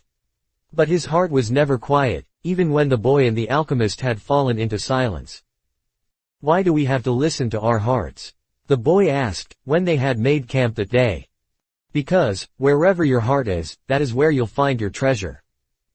But my heart is agitated, the boy said. It has its dreams, it gets emotional, and it's become passionate over a woman of the desert. It asks things of me, and it keeps me from sleeping many nights, when I'm thinking about her. Well, that's good. Your heart is alive. Keep listening to what it has to say. During the next 3 days, the two travelers passed by a number of armed tribesmen, and saw others on the horizon. The boy's heart began to speak of fear. It told him stories it had heard from the soul of the world, stories of men who sought to find their treasure and never succeeded. Sometimes it frightened the boy with the idea that he might not find his treasure, or that he might die there in the desert. At other times, it told the boy that it was satisfied, it had found love and riches. My heart is a traitor, the boy said to the alchemist, when they had paused to rest the horses. It doesn't want me to go on. That makes sense, the alchemist answered. Naturally it's afraid that, in pursuing your dream, you might lose everything you've won. Well, then, why should I listen to my heart? Because you will never again be able to keep it quiet. Even if you pretend not to have heard what it tells you, it will always be there inside you, repeating to you what you're thinking about life and about the world. You mean I should listen, even if it's treasonous. Treason is a blow that comes unexpectedly. If you know your heart well, it will never be able to do that to you. Because you'll know its dreams and wishes, and will know how to deal with them. You will never be able to escape from your heart. So it's better to listen to what it has to say. That way, you'll never have to fear an unanticipated blow. The boy continued to listen to his heart as they crossed the desert. He came to understand its dodges and tricks, and to accept it as it was. He lost his fear, and forgot about his need to go back to the oasis, because, one afternoon, his heart told him that it was happy. Even though I complain sometimes, it said, it's because I'm the heart of a person, and people's hearts are that way. People are afraid to pursue their most important dreams, because they feel that they don't deserve them, or that they'll be unable to achieve them. Their hearts, become fearful just thinking of loved ones who go away forever, or of moments that could have been good but weren't, or of treasures that might have been found but were forever hidden in the sands. Because, when these things happen, we suffer terribly. My heart is afraid that it will have to suffer, the boy told the alchemist one night as they looked up at the moonless sky. Tell your heart that the fear of suffering is worse than the suffering itself. And that no heart has ever suffered when it goes in search of its dreams, because every second of the search is a second's encounter with God and with eternity. Every second of the search is an encounter with God, the boy told his heart. When I have been truly searching for my treasure, every day has been luminous, because I've known that every hour was a part of the dream that I would find it. When I have been truly searching for my treasure, I've discovered things along the way that I never would have seen had I not had the courage to try things that seemed impossible for a shepherd to achieve. So his heart was quiet for an entire afternoon. That night, the boy slept deeply, and, when he awoke, his heart began to tell him things that came from the soul of the world. It said that all people who are happy have God within them. And that happiness could be found in a grain of sand from the desert, as the alchemist had said. Because a grain of sand is a moment of creation, and the universe has taken millions of years to create it. Everyone on earth has a treasure that awaits him, his heart said. People's hearts, seldom say much about those treasures, because people no longer want to go in search of them. We speak of them only to children.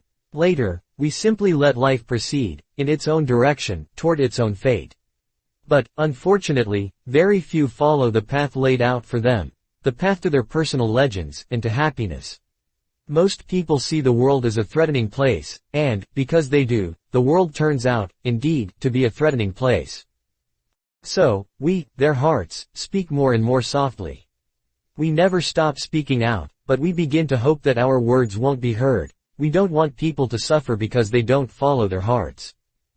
Why don't people's hearts tell them to continue to follow their dreams? The boy asked the alchemist. Because that's what makes a heart suffer most, and hearts don't like to suffer. From then on, the boy understood his heart. He asked it, please, never to stop speaking to him. He asked that, when he wandered far from his dreams, his heart press him and sound the alarm. The boy swore that, every time he heard the alarm, he would heed its message. That night, he told all of this to the alchemist. And the alchemist understood that the boy's heart had returned to the soul of the world. So what should I do now? The boy asked. Continue in the direction of the pyramids, said the alchemist.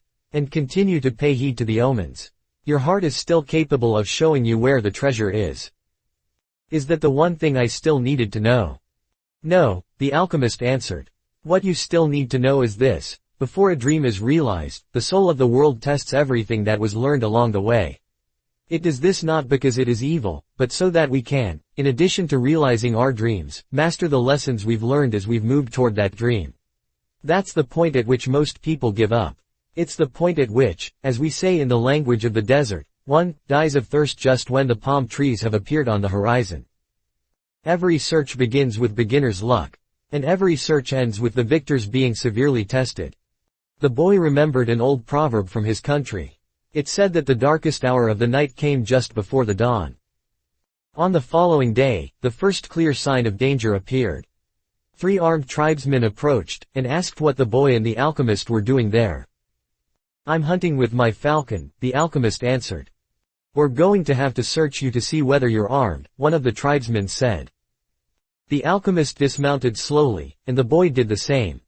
"Why are you carrying money?" asked the tribesman, when he had searched the boy's bag. "I need it to get to the pyramids," he said.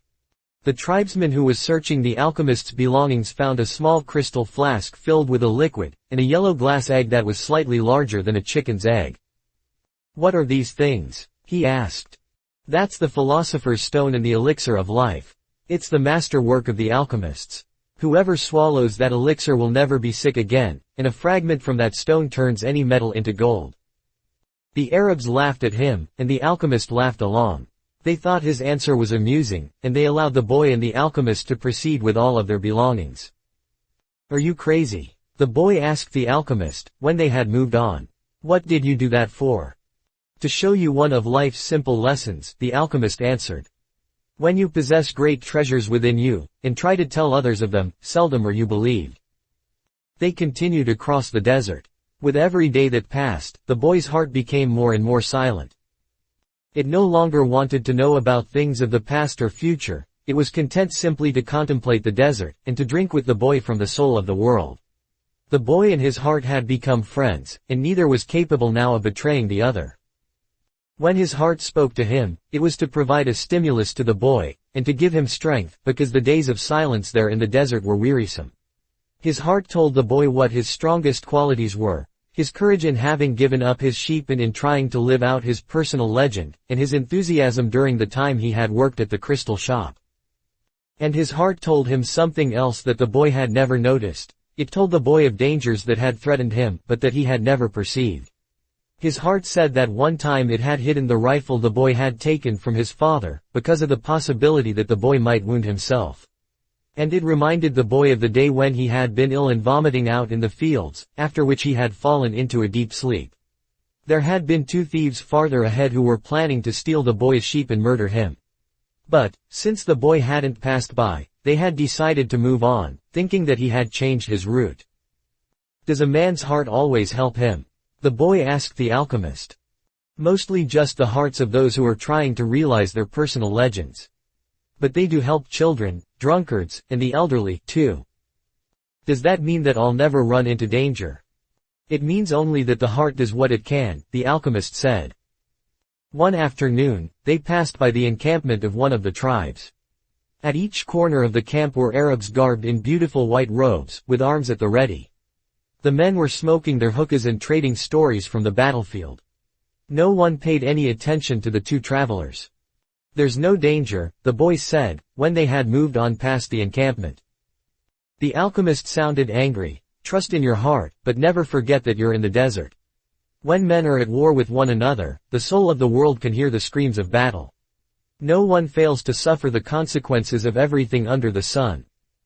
All things are one, the boy thought. And then, as if the desert wanted to demonstrate that the alchemist was right, 2 horsemen appeared from behind the travelers. "You can't go any farther," one of them said. "You're in the area where the tribes are at war." "I'm not going very far," the alchemist answered, looking straight into the eyes of the horsemen. They were silent for a moment, and then agreed that the boy and the alchemist could move along. The boy watched the exchange with fascination. "You dominated those horsemen with the way you looked at them," he said. "Your eyes show the strength of your soul," answered the alchemist. That's true, the boy thought. He had noticed that, in the midst of the multitude of armed men back at the encampment, there had been one who stared fixedly at the 2. He had been so far away that his face wasn't even visible. But the boy was certain that he had been looking at them. Finally, when they had crossed the mountain range that extended along the entire horizon, the alchemist said that they were only 2 days from the pyramids. "If we're going to go our separate ways soon," the boy said, "then teach me about alchemy." "You already know about alchemy. It is about penetrating to the soul of the world, and discovering the treasure that has been reserved for you." "No, that's not what I mean. I'm talking about transforming lead into gold." The alchemist fell as silent as the desert, and answered the boy only after they had stopped to eat. "Everything in the universe evolved," he said. "And, for wise men, gold is the metal that evolved the furthest. Don't ask me why, I don't know why. I just know that the tradition is always right." Men have never understood the words of the wise. So gold, instead of being seen as a symbol of evolution, became the basis for conflict. There are many languages spoken by things, the boy said. There was a time when, for me, a camel's whinnying was nothing more than whinnying. Then it became a signal of danger. And, finally, it became just a whinny again. But then he stopped. The alchemist probably already knew all that. I have known true alchemists, the alchemist continued. They locked themselves in their laboratories, and tried to evolve, as gold had. And they found the philosopher's stone, because they understood that when something evolves, everything around that thing evolves as well. Others stumbled upon the stone by accident. They already had the gift, and their souls were readier for such things than the souls of others. But they don't count. They're quite rare. And then there were the others, who were interested only in gold. They never found the secret. They forgot that lead, copper, and iron have their own personal legends to fulfill. And anyone who interferes with the personal legend of another thing never will discover his own. The alchemist's words echoed out like a curse. He reached over and picked up a shell from the ground. This desert was once a sea, he said. I noticed that, the boy answered. The alchemist told the boy to place the shell over his ear. He had done that many times when he was a child, and had heard the sound of the sea. The sea has lived on in this shell, because that's its personal legend. And it will never cease doing so until the desert is once again covered by water. They mounted their horses, and rode out in the direction of the pyramids of Egypt. The sun was setting when the boy's heart sounded a danger signal. They were surrounded by gigantic dunes, and the boy looked at the alchemist to see whether he had sensed anything. But he appeared to be unaware of any danger. 5 minutes later, the boy saw 2 horsemen waiting ahead of them. Before he could say anything to the alchemist, the 2 horsemen had become 10, and then 100. And then they were everywhere in the dunes. They were tribesmen dressed in blue, with black rings surrounding their turbans. Their faces were hidden behind blue veils, with only their eyes showing. Even from a distance, their eyes conveyed the strength of their souls. And their eyes spoke of death. The 2 were taken to a nearby military camp. A soldier shoved the boy and the alchemist into a tent where the chief was holding a meeting with his staff. These are the spies, said one of the men. We're just travelers, the alchemist answered. You were seen at the enemy camp 3 days ago. And you were talking with one of the troops there. I'm just a man who wanders the desert and knows the stars, said the alchemist. I have no information about troops or about the movement of the tribes. I was simply acting as a guide for my friend here. Who is your friend? The chief asked. An alchemist, said the alchemist. He understands the forces of nature. And he wants to show you his extraordinary powers. The boy listened quietly. And fearfully. What is a foreigner doing here? Asked another of the men. He has brought money to give to your tribe, said the alchemist, before the boy could say a word. And seizing the boy's bag, the alchemist gave the gold coins to the chief. The Arab accepted them without a word. There was enough there to buy a lot of weapons. What is an alchemist? He asked, finally. It's a man who understands nature and the world. If he wanted to, he could destroy this camp just with the force of the wind. The men laughed. They were used to the ravages of war, and knew that the wind could not deliver them a fatal blow. Yet each felt his heart beat a bit faster. They were men of the desert, and they were fearful of sorcerers. I want to see him do it, said the chief. He needs 3 days, answered the alchemist. He is going to transform himself into the wind, just to demonstrate his powers. If he can't do so, we humbly offer you our lives, for the honor of your tribe. You can't offer me something that is already mine, the chief said, arrogantly. But he granted the travelers 3 days. The boy was shaking with fear, but the alchemist helped him out of the tent. Don't let them see that you're afraid, the alchemist said. They are brave men, and they despise cowards. But the boy couldn't even speak. He was able to do so only after they had walked through the center of the camp. There was no need to imprison them, the Arabs simply confiscated their horses. So, once again, the world had demonstrated its many languages. The desert only moments ago had been endless and free, and now it was an impenetrable wall. You gave them everything I had. The boy said, everything I've saved in my entire life. Well, what good would it be to you if you had to die? The alchemist answered, your money saved us for 3 days. It's not often that money saves a person's life. But the boy was too frightened to listen to words of wisdom. He had no idea how he was going to transform himself into the wind. He wasn't an alchemist. The alchemist asked one of the soldiers for some tea, and poured some on the boy's wrists. A wave of relief washed over him, and the alchemist muttered some words that the boy didn't understand. "Don't give in to your fears," said the alchemist, in a strangely gentle voice. "If you do, you won't be able to talk to your heart." "But I have no idea how to turn myself into the wind." If a person is living out his personal legend, he knows everything he needs to know. There is only one thing that makes a dream impossible to achieve: the fear of failure. I'm not afraid of failing. It's just that I don't know how to turn myself into the wind. Well, you'll have to learn, your life depends on it. But what if I can't? Then you'll die in the midst of trying to realize your personal legend. That's a lot better than dying like millions of other people, who never even knew what their personal legends were. But don't worry, the alchemist continued. Usually the threat of death makes people a lot more aware of their lives. The first day passed. There was a major battle nearby, and a number of wounded were brought back to the camp. The dead soldiers were replaced by others, and life went on. Death doesn't change anything, the boy thought. You could have died later on, a soldier said to the body of one of his companions. You could have died after peace had been declared. But, in any case, you were going to die. At the end of the day, the boy went looking for the alchemist, who had taken his falcon out into the desert. I still have no idea how to turn myself into the wind, the boy repeated. Remember what I told you, the world is only the visible aspect of God. And that what alchemy does is to bring spiritual perfection into contact with the material plane. What are you doing? Feeding my falcon. If I'm not able to turn myself into the wind, we're going to die, the boy said. Why feed your falcon? You're the one who may die, the alchemist said. I already know how to turn myself into the wind. On the second day, the boy climbed to the top of a cliff near the camp. The sentinels allowed him to go. They had already heard about the sorcerer who could turn himself into the wind, and they didn't want to go near him. In any case, the desert was impassable. He spent the entire afternoon of the second day looking out over the desert, and listening to his heart. The boy knew the desert sensed his fear.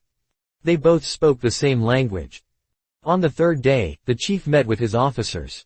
He called the alchemist to the meeting and said, "Let's go see the boy who turns himself into the wind." "Let's," the alchemist answered. The boy took them to the cliff where he had been on the previous day. He told them all to be seated. "It's going to take a while," the boy said. "We're in no hurry," the chief answered. "We are men of the desert." The boy looked out at the horizon. There were mountains in the distance. And there were dunes, rocks, and plants that insisted on living where survival seemed impossible. There was the desert that he had wandered for so many months. Despite all that time, he knew only a small part of it. Within that small part, he had found an Englishman, caravans, tribal wars, and an oasis with 50,000 palm trees and 300 wells. "What do you want here today?" the desert asked him. "Didn't you spend enough time looking at me yesterday?" "Somewhere you are holding the person I love," the boy said. "So, when I look out over your sands, I am also looking at her. I want to return to her, and I need your help so that I can turn myself into the wind." "What is love?" the desert asked. "Love is the falcon's flight over your sands. Because for him, you are a green field, from which he always returns with game. He knows your rocks, your dunes, and your mountains, and you are generous to him." "The falcon's beak carries bits of me, myself," the desert said. "For years, I care for his game, feeding it with the little water that I have, and then I show him where the game is. And, one day, as I enjoy the fact that his game thrives on my surface, the falcon dives out of the sky, and takes away what I've created." "But that's why you created the game in the first place," the boy answered. "To nourish the falcon. And the falcon then nourishes man. And, eventually, man will nourish your sands, where the game will once again flourish. That's how the world goes." "So is that what love is?" "Yes, that's what love is. It's what makes the game become the falcon become man, and man, in his turn, the desert. It's what turns lead into gold, and makes the gold return to the earth." "I don't understand what you're talking about," the desert said. But you can at least understand that somewhere in your sands there is a woman waiting for me. And that's why I have to turn myself into the wind." The desert didn't answer him for a few moments. Then it told him, "I'll give you my sands to help the wind to blow, but, alone, I can't do anything. You have to ask for help from the wind." A breeze began to blow. The tribesmen watched the boy from a distance, talking among themselves in a language that the boy couldn't understand. The alchemist smiled. The wind approached the boy and touched his face. It knew of the boy's talk with the desert, because the winds know everything. They blow across the world without a birthplace, and with no place to die. "Help me," the boy said. "One day you carried the voice of my loved one to me." "Who taught you to speak the language of the desert and the wind?" "My heart," the boy answered. "The wind has many names. In that part of the world, it was called the Sirocco, because it brought moisture from the oceans to the east. In the distant land the boy came from, they called it the Levanter, because they believed that it brought with it the sands of the desert, and the screams of the Moorish wars. Perhaps, in the places beyond the pastures where his sheep lived, men thought that the wind came from Andalusia. But, actually, the wind came from no place at all, nor did it go to any place, that's why it was stronger than the desert. Someone might one day plant trees in the desert, and even raise sheep there, but never would they harness the wind." "You can't be the wind said. Or two very different things." "That's not true," the boy said. "I learned the alchemist's secrets in my travels. I have inside me the winds, the deserts, the oceans, the stars, and everything created in the universe. We were all made by the same hand, and we have the same soul. I want to be like you, able to reach every corner of the world, cross the seas, blow away the sands that cover my treasure, and carry the voice of the woman I love." "I heard what you were talking about the other day with the alchemist," the wind said. "He said that everything has its own personal legend. But people can't turn themselves into the wind." "Just teach me to be the wind for a few moments," the boy said. "So you and I can talk about the limitless possibilities of people and the winds." The wind's curiosity was aroused, something that had never happened before. It wanted to talk about those things, but it didn't know how to turn a man into the wind. And look how many things the wind already knew how to do. It created deserts, sank ships, felled entire forests, and blew through cities filled with music and strange noises. It felt that it had no limits, yet here was a boy saying that there were other things the wind should be able to do. "This is what we call love," the boy said, seeing that the wind was close to granting what he requested. "When you are loved, you can do anything in creation. When you are loved, there's no need at all to understand what's happening, because everything happens within you, and even men can turn themselves into the wind. As long as the wind helps, of course." The wind was a proud being, and it was becoming irritated with what the boy was saying. It commenced to blow harder, raising the desert sands. But finally it had to recognize that, even making its way around the world, it didn't know how to turn a man into the wind. And it knew nothing about love. "In my travels around the world, I've often seen people speaking of love and looking toward the heavens," the wind said, furious at having to acknowledge its own limitations. "Maybe it's better to ask heaven." "Well then, help me do that," the boy said. "Fill this place with a sandstorm so strong that it blots out the sun. Then I can look to heaven without blinding myself." So the wind blew with all its strength, and the sky was filled with sand. The sun was turned into a golden disk. At the camp, it was difficult to see anything. The men of the desert were already familiar with that wind. They called it the sea moon, and it was worse than a storm at sea. Their horses cried out, and all their weapons were filled with sand. On the heights, one of the commanders turned to the chief and said, "Maybe we had better end this." They could barely see the boy. Their faces were covered with the blue cloths, and their eyes showed fear. "Let's stop this," another commander said. "I want to see the greatness of Allah," the chief said, with respect. "I want to see how a man turns himself into the wind." But he made a mental note of the names of the two men who had expressed their fear. As soon as the wind stopped, he was going to remove them from their commands, because true men of the desert are not afraid. "The wind told me that you know about love," the boy said to the sun. "If you know about love, you must also know about the soul of the world, because it's made of love." "From where I am," the sun said, "I can see the soul of the world. It communicates with my soul, and together we cause the plants to grow and the sheep to seek out shade. From where I am, and I'm a long way from the earth, I learned how to love. I know that if I came even a little bit closer to the earth, everything there would die, and the soul of the world would no longer exist. So we contemplate each other, and we want each other, and I give it life and warmth, and it gives me my reason for living. So you know about love, the boy said. And I know the soul of the world, because we have talked at great length to each other during this endless trip through the universe. It tells me that its greatest problem is that, up until now, only the minerals and vegetables understand that all things are one. That there's no need for iron to be the same as copper, or copper the same as gold. Each performs its own exact function as a unique being, and everything would be a symphony of peace if the hand that wrote all this had stopped on the 5th day of creation. But there was a 6th day, the sun went on. You are wise, because you observe everything from a distance, the boy said. But you don't know about love.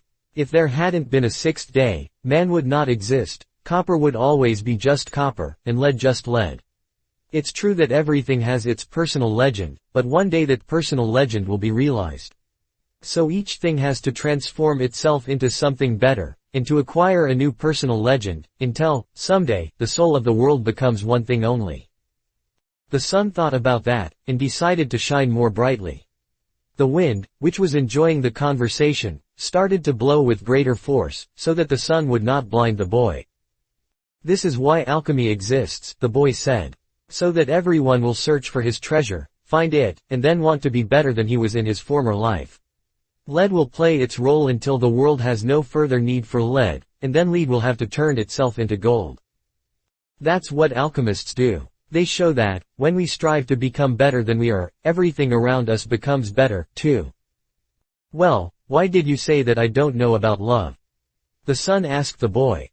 Because it's not love to be static like the desert, nor is it love to roam the world like the wind. And it's not love to see everything from a distance, like you do. Love is the force that transforms and improves the soul of the world. When I first reached through to it, I thought the soul of the world was perfect. But later, I could see that it was like other aspects of creation, and had its own passions and wars. It is we who nourish the soul of the world, and the world we live in will be either better or worse, depending on whether we become better or worse. And that's where the power of love comes in. Because when we love, we always strive to become better than we are. So what do you want of me? The sun asked. I want you to help me turn myself into the wind, the boy answered. Nature knows me as the wisest being in creation, the sun said. But I don't know how to turn you into the wind. Then, whom should I ask? The sun thought for a minute. The wind was listening closely, and wanted to tell every corner of the world that the sun's wisdom had its limitations. That it was unable to deal with this boy who spoke the language of the world. Speak to the hand that wrote all, said the sun. The wind screamed with delight, and blew harder than ever. The tents were being blown from their ties to the earth, and the animals were being freed from their tethers. On the cliff, the men clutched at each other as they sought to keep from being blown away. The boy turned to the hand that wrote all. As he did so, he sensed that the universe had fallen silent, and he decided not to speak. A current of love rushed from his heart, and the boy began to pray. It was a prayer that he had never said before, because it was a prayer without words or pleas. His prayer didn't give thanks for his sheep having found new pastures, it didn't ask that the boy be able to sell more crystal, and it didn't beseech that the woman he had met continue to await his return.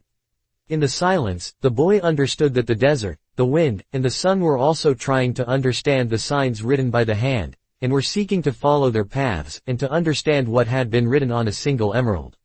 He saw that omens were scattered throughout the earth and in space, and that there was no reason or significance attached to their appearance. He could see that not the deserts, nor the winds, nor the sun, nor people knew why they had been created. But that the hand had a reason for all of this, and that only the hand could perform miracles, or transform the sea into a desert. Or a man into the wind. Because only the hand understood that it was a larger design that had moved the universe to the point at which 6 days of creation had evolved into a master work.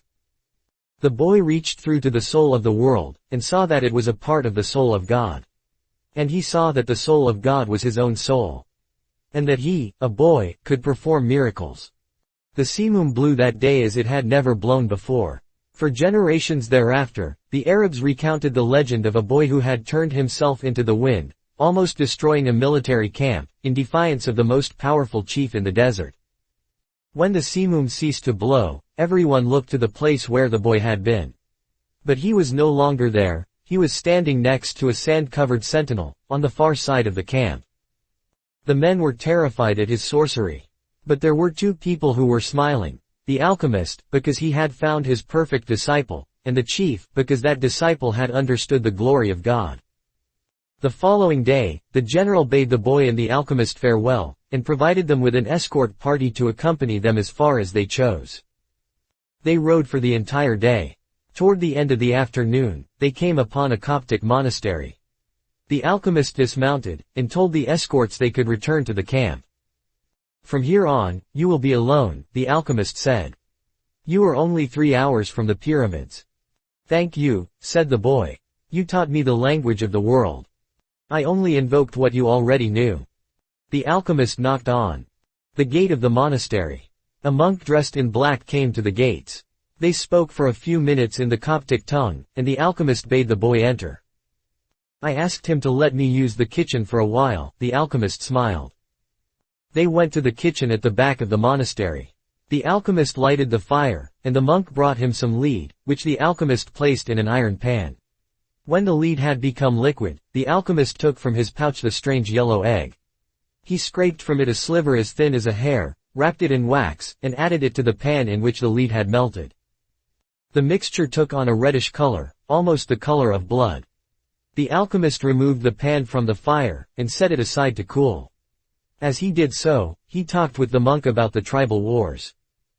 "I think they're going to last for a long time," he said to the monk.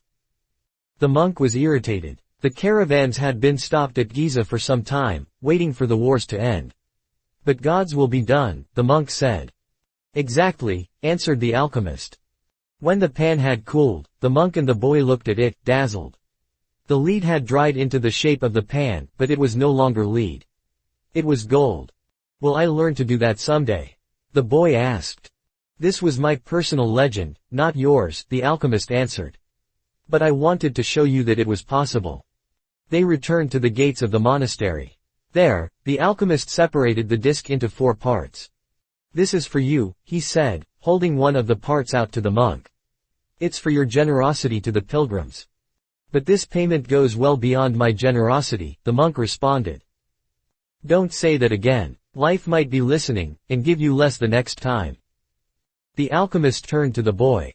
"This is for you, to make up for what you gave to the general." The boy was about to say that it was much more than he had given the general. But he kept quiet, because he had heard what the alchemist said to the monk. "And this is for me," said the alchemist, keeping one of the parts. "Because I have to return to the desert, where there are tribal wars."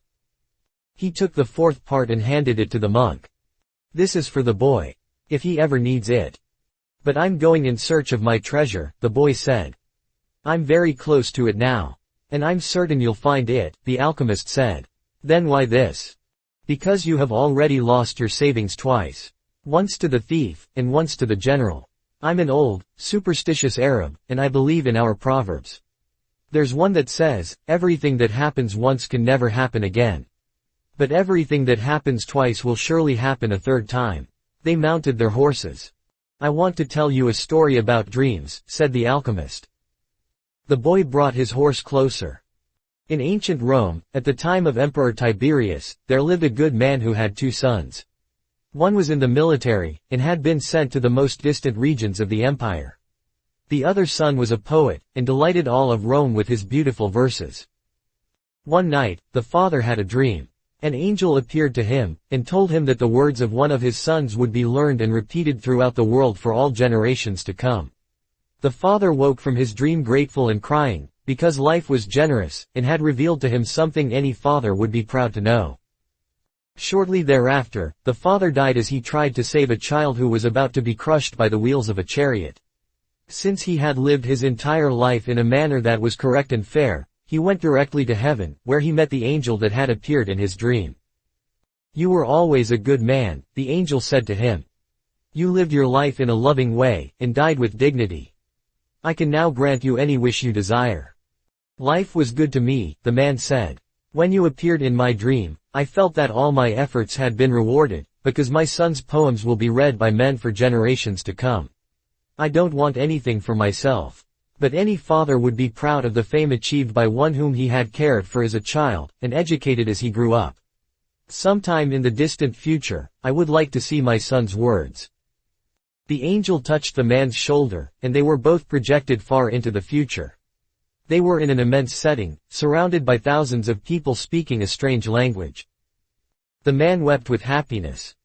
I knew that my son's poems were immortal, he said to the angel through his tears. Can you please tell me which of my son's poems these people are repeating? The angel came closer to the man, and, with tenderness, led him to a bench nearby, where they sat down. The verses of your son who was the poet were very popular in Rome, the angel said. Everyone loved them and enjoyed them. But when the reign of Tiberius ended, his poems were forgotten. The words you're hearing now are those of your son in the military. The man looked at the angel in surprise. Your son went to serve at a distant place, and became a centurion. He was just and good. One afternoon, one of his servants fell ill, and it appeared that he would die. Your son had heard of a rabbi who was able to cure illnesses, and he rode out for days and days in search of this man. Along the way, he learned that the man he was seeking was the Son of God. He met others who had been cured by him, and they instructed your son in the man's teachings. And so, despite the fact that he was a Roman centurion, he converted to their faith. Shortly thereafter, he reached the place where the man he was looking for was visiting. He told the man that one of his servants was gravely ill, and the rabbi made ready to go to his house with him. But the centurion was a man of faith, and, looking into the eyes of the rabbi, he knew that he was surely in the presence of the Son of God. And this is what your son said, the angel told the man. These are the words he said to the rabbi at that point, and they have never been forgotten. My Lord, I am not worthy that you should come under my roof. But only speak a word and my servant will be healed. The alchemist said, no matter what he does, every person on earth plays a central role in the history of the world. And normally he doesn't know it. The boy smiled. He had never imagined that questions about life would be of such importance to a shepherd. Goodbye, the alchemist said. Goodbye, said the boy. The boy rode along through the desert for several hours, listening avidly to what his heart had to say. It was his heart that would tell him where his treasure was hidden. Where your treasure is, there also will be your heart, the alchemist had told him. But his heart was speaking of other things. With pride, it told the story of a shepherd who had left his flock to follow a dream he had on 2 different occasions. It told of personal legend, and of the many men who had wandered in search of distant lands or beautiful women, confronting the people of their times with their preconceived notions.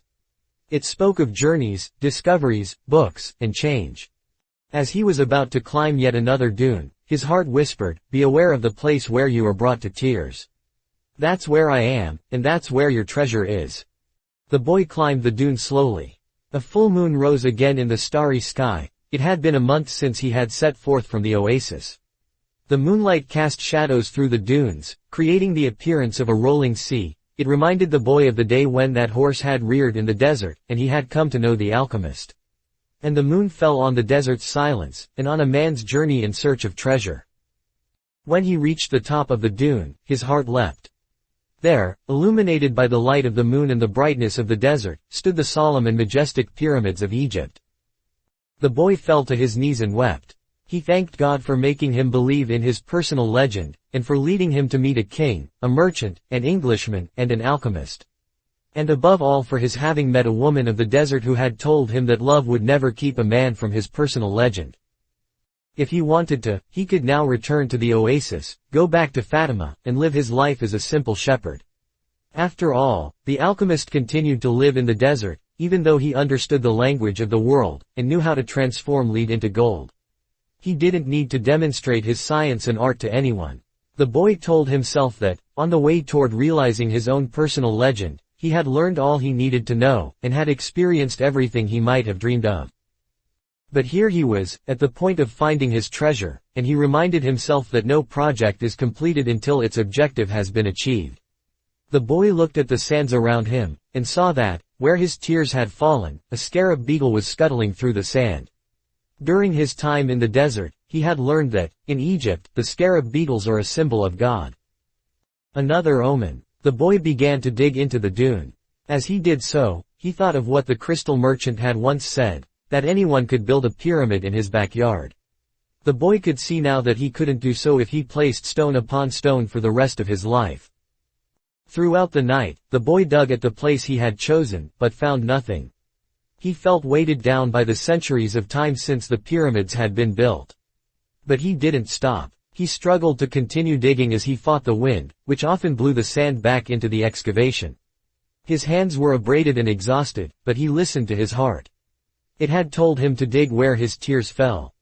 As he was attempting to pull out the rocks he encountered, he heard footsteps.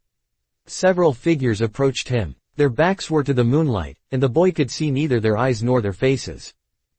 "What are you doing here?" one of the figures demanded. Because he was terrified, the boy didn't answer. He had found where his treasure was, and was frightened at what might happen. "We're refugees from the tribal wars, and we need money," the other figure said. "What are you hiding there?" "I'm not hiding anything," the boy answered. But one of them seized the boy and yanked him back out of the hole. Another, who was searching the boy's bags, found the piece of gold. "There's gold here," he said.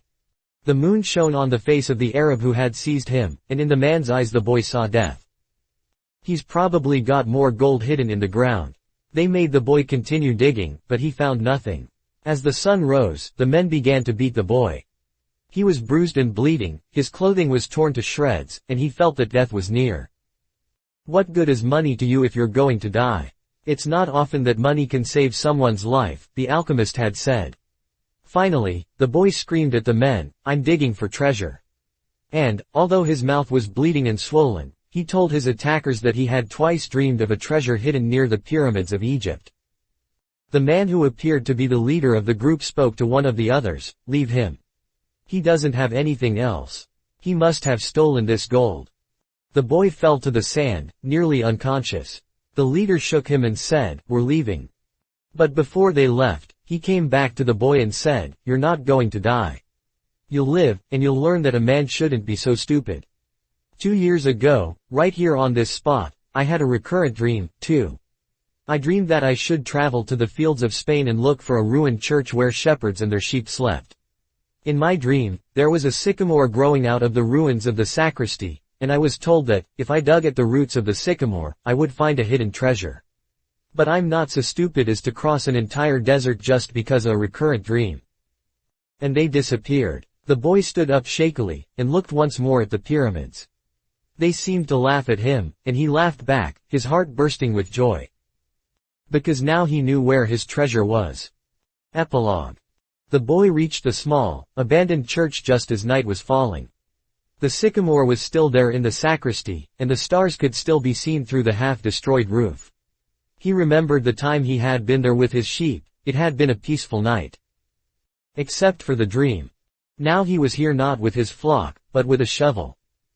He sat looking at the sky for a long time. Then he took from his knapsack a bottle of wine, and drank some. He remembered the night in the desert when he had sat with the alchemist, as they looked at the stars and drank wine together. He thought of the many roads he had traveled, and of the strange way God had chosen to show him his treasure. If he hadn't believed in the significance of recurrent dreams, he would not have met the gypsy woman, the king, the thief, or... Well, it's a long list. But the path was written in the omens, and there was no way I could go wrong, he said to himself. He fell asleep, and when he awoke the sun was already high. He began to dig at the base of the sycamore. "You old sorcerer," the boy shouted up to the sky. "You knew the whole story. You even left a bit of gold at the monastery so I could get back to this church." The monk laughed when he saw me come back in tatters. "Couldn't you have saved me from that?" "No," he heard a voice on the wind say. "If I had told you, you wouldn't have seen the pyramids. They're beautiful, aren't they?" The boy smiled, and continued digging. Half an hour later, his shovel hit something solid. An hour later, he had before him a chest of Spanish gold coins.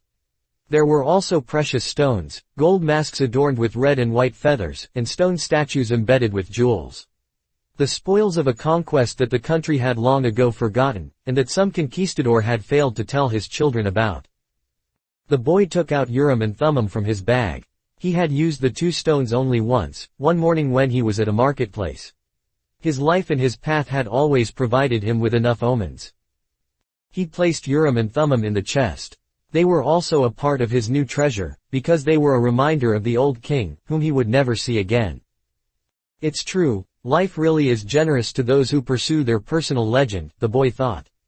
Then he remembered that he had to get to Tarifa so he could give 1/10 of his treasure to the gypsy woman, as he had promised. Those gypsies are really smart, he thought. Maybe it was because they moved around so much. The wind began to blow again. It was the Levanter, the wind that came from Africa. It didn't bring with it the smell of the desert, nor the threat of Moorish invasion. Instead, it brought the scent of a perfume he knew well, and the touch of a kiss that came from far away, slowly, until it rested on his lips. The boy smiled. It was the first time she had done that. "I'm coming, Fatima," he said. An inspirational companion to the alchemist that invites us to live out our dreams, to embrace the uncertainty of life, and to rise to meet our own unique destiny. In his inimitable style, Paulo Coelho presents a collection of philosophical stories that will delight and guide seekers everywhere and help bring out the warrior of light within each of us. Warrior of the Light. Prologue. Just off the beach to the west of the village lies an island, and on it is a vast temple with many bells, said the woman. The boy noticed that she was dressed strangely and had a veil covering her head. He had never seen her before. "Have you ever visited the temple?" she asked. "Go there and tell me what you think of it." Seduced by the woman's beauty, the boy went to the place she had indicated. He sat down on the beach and stared out at the horizon, but he saw only what he always saw, blue sky and ocean. Disappointed, he walked to a nearby fishing village and asked if anyone there knew about an island and a temple. "Oh, that was many years ago, when my great-grandparents were alive," said an old fisherman. "There was an earthquake, and the island was swallowed up by the sea. But although we can no longer see the island, we can still hear the temple bells when the ocean sets them swinging down below." The boy went back to the beach and tried to hear the bells. He spent the whole afternoon there, but all he heard was the noise of the waves and the cries of the seagulls. When night fell, his parents came looking for him. The following morning, he went back to the beach. He could not believe that such a beautiful woman would have lied to him. If she ever returned, he could tell her that, although he had not seen the island, he had heard the temple bells set ringing by the motion of the waves. Many months passed, the woman did not return and the boy forgot all about her. Now he was convinced that he needed to discover the riches and treasures in the submerged temple. If he could hear the bells, he would be able to locate it and salvage the treasure hidden below. He lost interest in school and even in his friends. He became the butt of all the other children's jokes. They used to say, "He's not like us. He prefers to sit looking at the sea because he's afraid of being beaten in our games." And they all laughed to see the boy sitting on the shore. Although he still could not hear the old temple bells ringing, the boy learned about other things. He began to realize that he had grown so used to the sound of the waves that he was no longer distracted by them. Soon after that, he became used to the cries of the seagulls, the buzzing of the bees and the wind blowing amongst the palm trees. 6 months after his first conversation with the woman, the boy could sit there oblivious to all other noises, but he still could not hear the bells from the drowned temple. Fishermen came and talked to him, insisting that they had heard the bells. But the boy never did. Some time later, however, the fishermen changed their tune. "You spend far too much time thinking about the bells beneath the sea.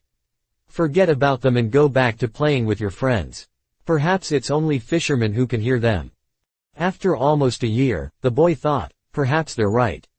I would do better to grow up and become a fisherman and come down to this beach every morning, because I've come to love it here.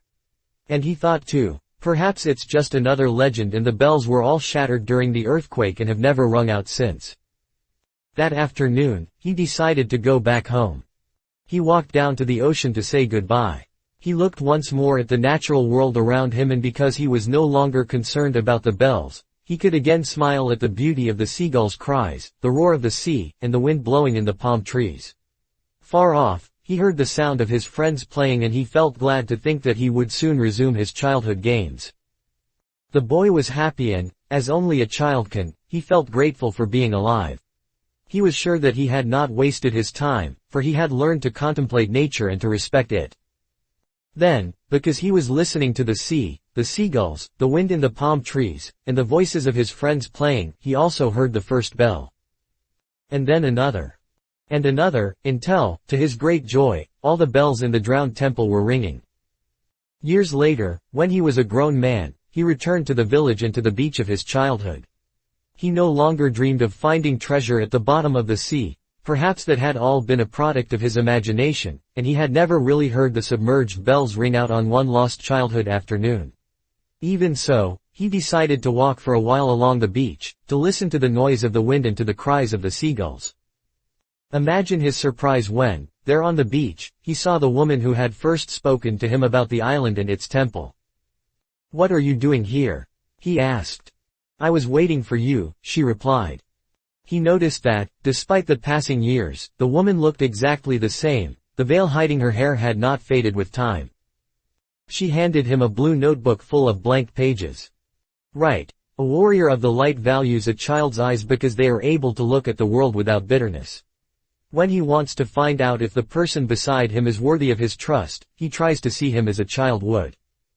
"What is a warrior of the light?" "You already know that," she replied with a smile. "He is someone capable of understanding the miracle of life, of fighting to the last for something he believes in, and of hearing the bells that the waves set ringing on the seabed." He had never thought of himself as a warrior of the light. The woman seemed to read his thoughts. Everyone is capable of these things. And, though no one thinks of himself as a warrior of the light, we all are. He looked at the blank pages in the notebook. The woman smiled again. "Write about the warrior," she said. About the author. Photo by Xavier Gonzalez. Paulo Coelho was born in Rio de Janeiro, Brazil. His own life has in many ways been as varied and unusual as the protagonists of his internationally acclaimed novels. Like them, Paulo Coelho has followed a dream in a quest for fulfillment. His own dream, to be a writer, met with frustration throughout much of his early adult life, a time in which he worked at various professions, some of them materially rewarding but spiritually unfulfilling. "I always knew," he says, "that my personal legend, to use a term from alchemy, was to write." He was 38 when he published his first book. In 1970, after deciding that law school was not for him, he traveled through much of South America, North Africa, Mexico, and Europe. Returning to Brazil after 2 years, he began a successful career as a popular songwriter. In 1974, he was imprisoned for a short time by the military dictatorship then ruling in Brazil. In 1980, he experienced one of the defining moments of his life. He walked the 500-plus-mile road of Santiago de Compostela in northwestern Spain. On this ancient highway, used for centuries by pilgrims from France to get to the cathedral said to house the remains of Saint James, he achieved a self-awareness and a spiritual awakening that he later described in the pilgrimage. Paulo Coelho once said that following your dream is like learning a foreign language. You will make mistakes but you will get there in the end. In 1988, he published The Alchemist, a novel that explores this theme, and it launched him as an international best-selling author. Specifically, Paulo Coelho is recognized for his powerful storytelling technique and the profound spiritual insights he blends seamlessly into his parables. His books have sold over 150 million copies worldwide. A winner of numerous literary prizes, he has been a member of the Brazilian Academy of Letters since 2002. Paulo Coelho is also a prominent speaker for humanitarian causes. In 2007, he was named a United Nations Messenger of Peace. Discover great authors, exclusive offers, and more at hc.com. Also by Paulo Coelho. The Pilgrimage Warrior of the Light, The Valkyries, 11 Minutes, The Zahir. Breda. Veronica decides to die. By the river Piedra I sat down and wept, the devil and Miss Prime, the witch of Portobello. The Fifth Mountain, the winner stands alone, Aleph. Manuscript found in Accra, The Illustrated Alchemist. Back adds copyright. This book is an English version of O Alquimista, the Portuguese original edition, published in Brazil by Editora Rocco Limited. Rio de Janeiro. Copyright 1988 by Paulo Coelho. This edition was prepared by Alan R. Clark in consultation with Paulo Coelho. A previous paperback edition was published in 1994 by Harper San Francisco, a division of HarperCollins Publishers. A Harper Flamingo edition was published in 1998.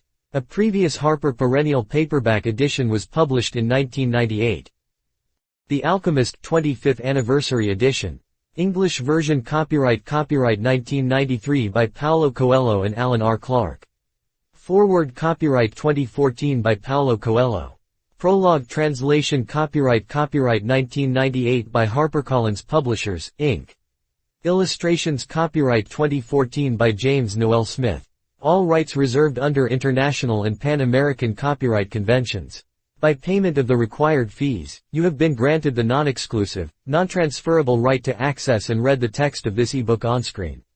No part of this text may be reproduced, transmitted, downloaded, decompiled, reverse engineered, or stored in or introduced into any information storage and retrieval system, in any form or by any means, whether electronic or mechanical, now known or hereafter invented, without the express written permission of HarperCollins eBooks. HarperCollins website. HarperCollins, registered, and Harper One are trademarks of HarperCollins Publishers, Inc. First HarperCollins hardcover edition published in 1993. ISBN 978-0062315007. EPUB edition January 2015 ISBN 9780762416216. 14151617 D C 10987654321. About the publisher. Australia. HarperCollins Publishers. Australia Thai. Limited. Level 13, 201 Elizabeth Street, Sydney, NSW 2000. Australia Canada. HarperCollins Canada 2 Bloor Street East 20th Floor, Toronto, on M4W1A8. Canada. New Zealand. HarperCollins Publishers. New Zealand Unit D1, 63 Apollo Drive. Rosedale 0632 Auckland, New Zealand. United Kingdom. HarperCollins Publishers Limited, 77-85 Fulham Palace Road. London W68JB, UK. United States. HarperCollins Publishers Inc. 195 Broadway, New York, 10007.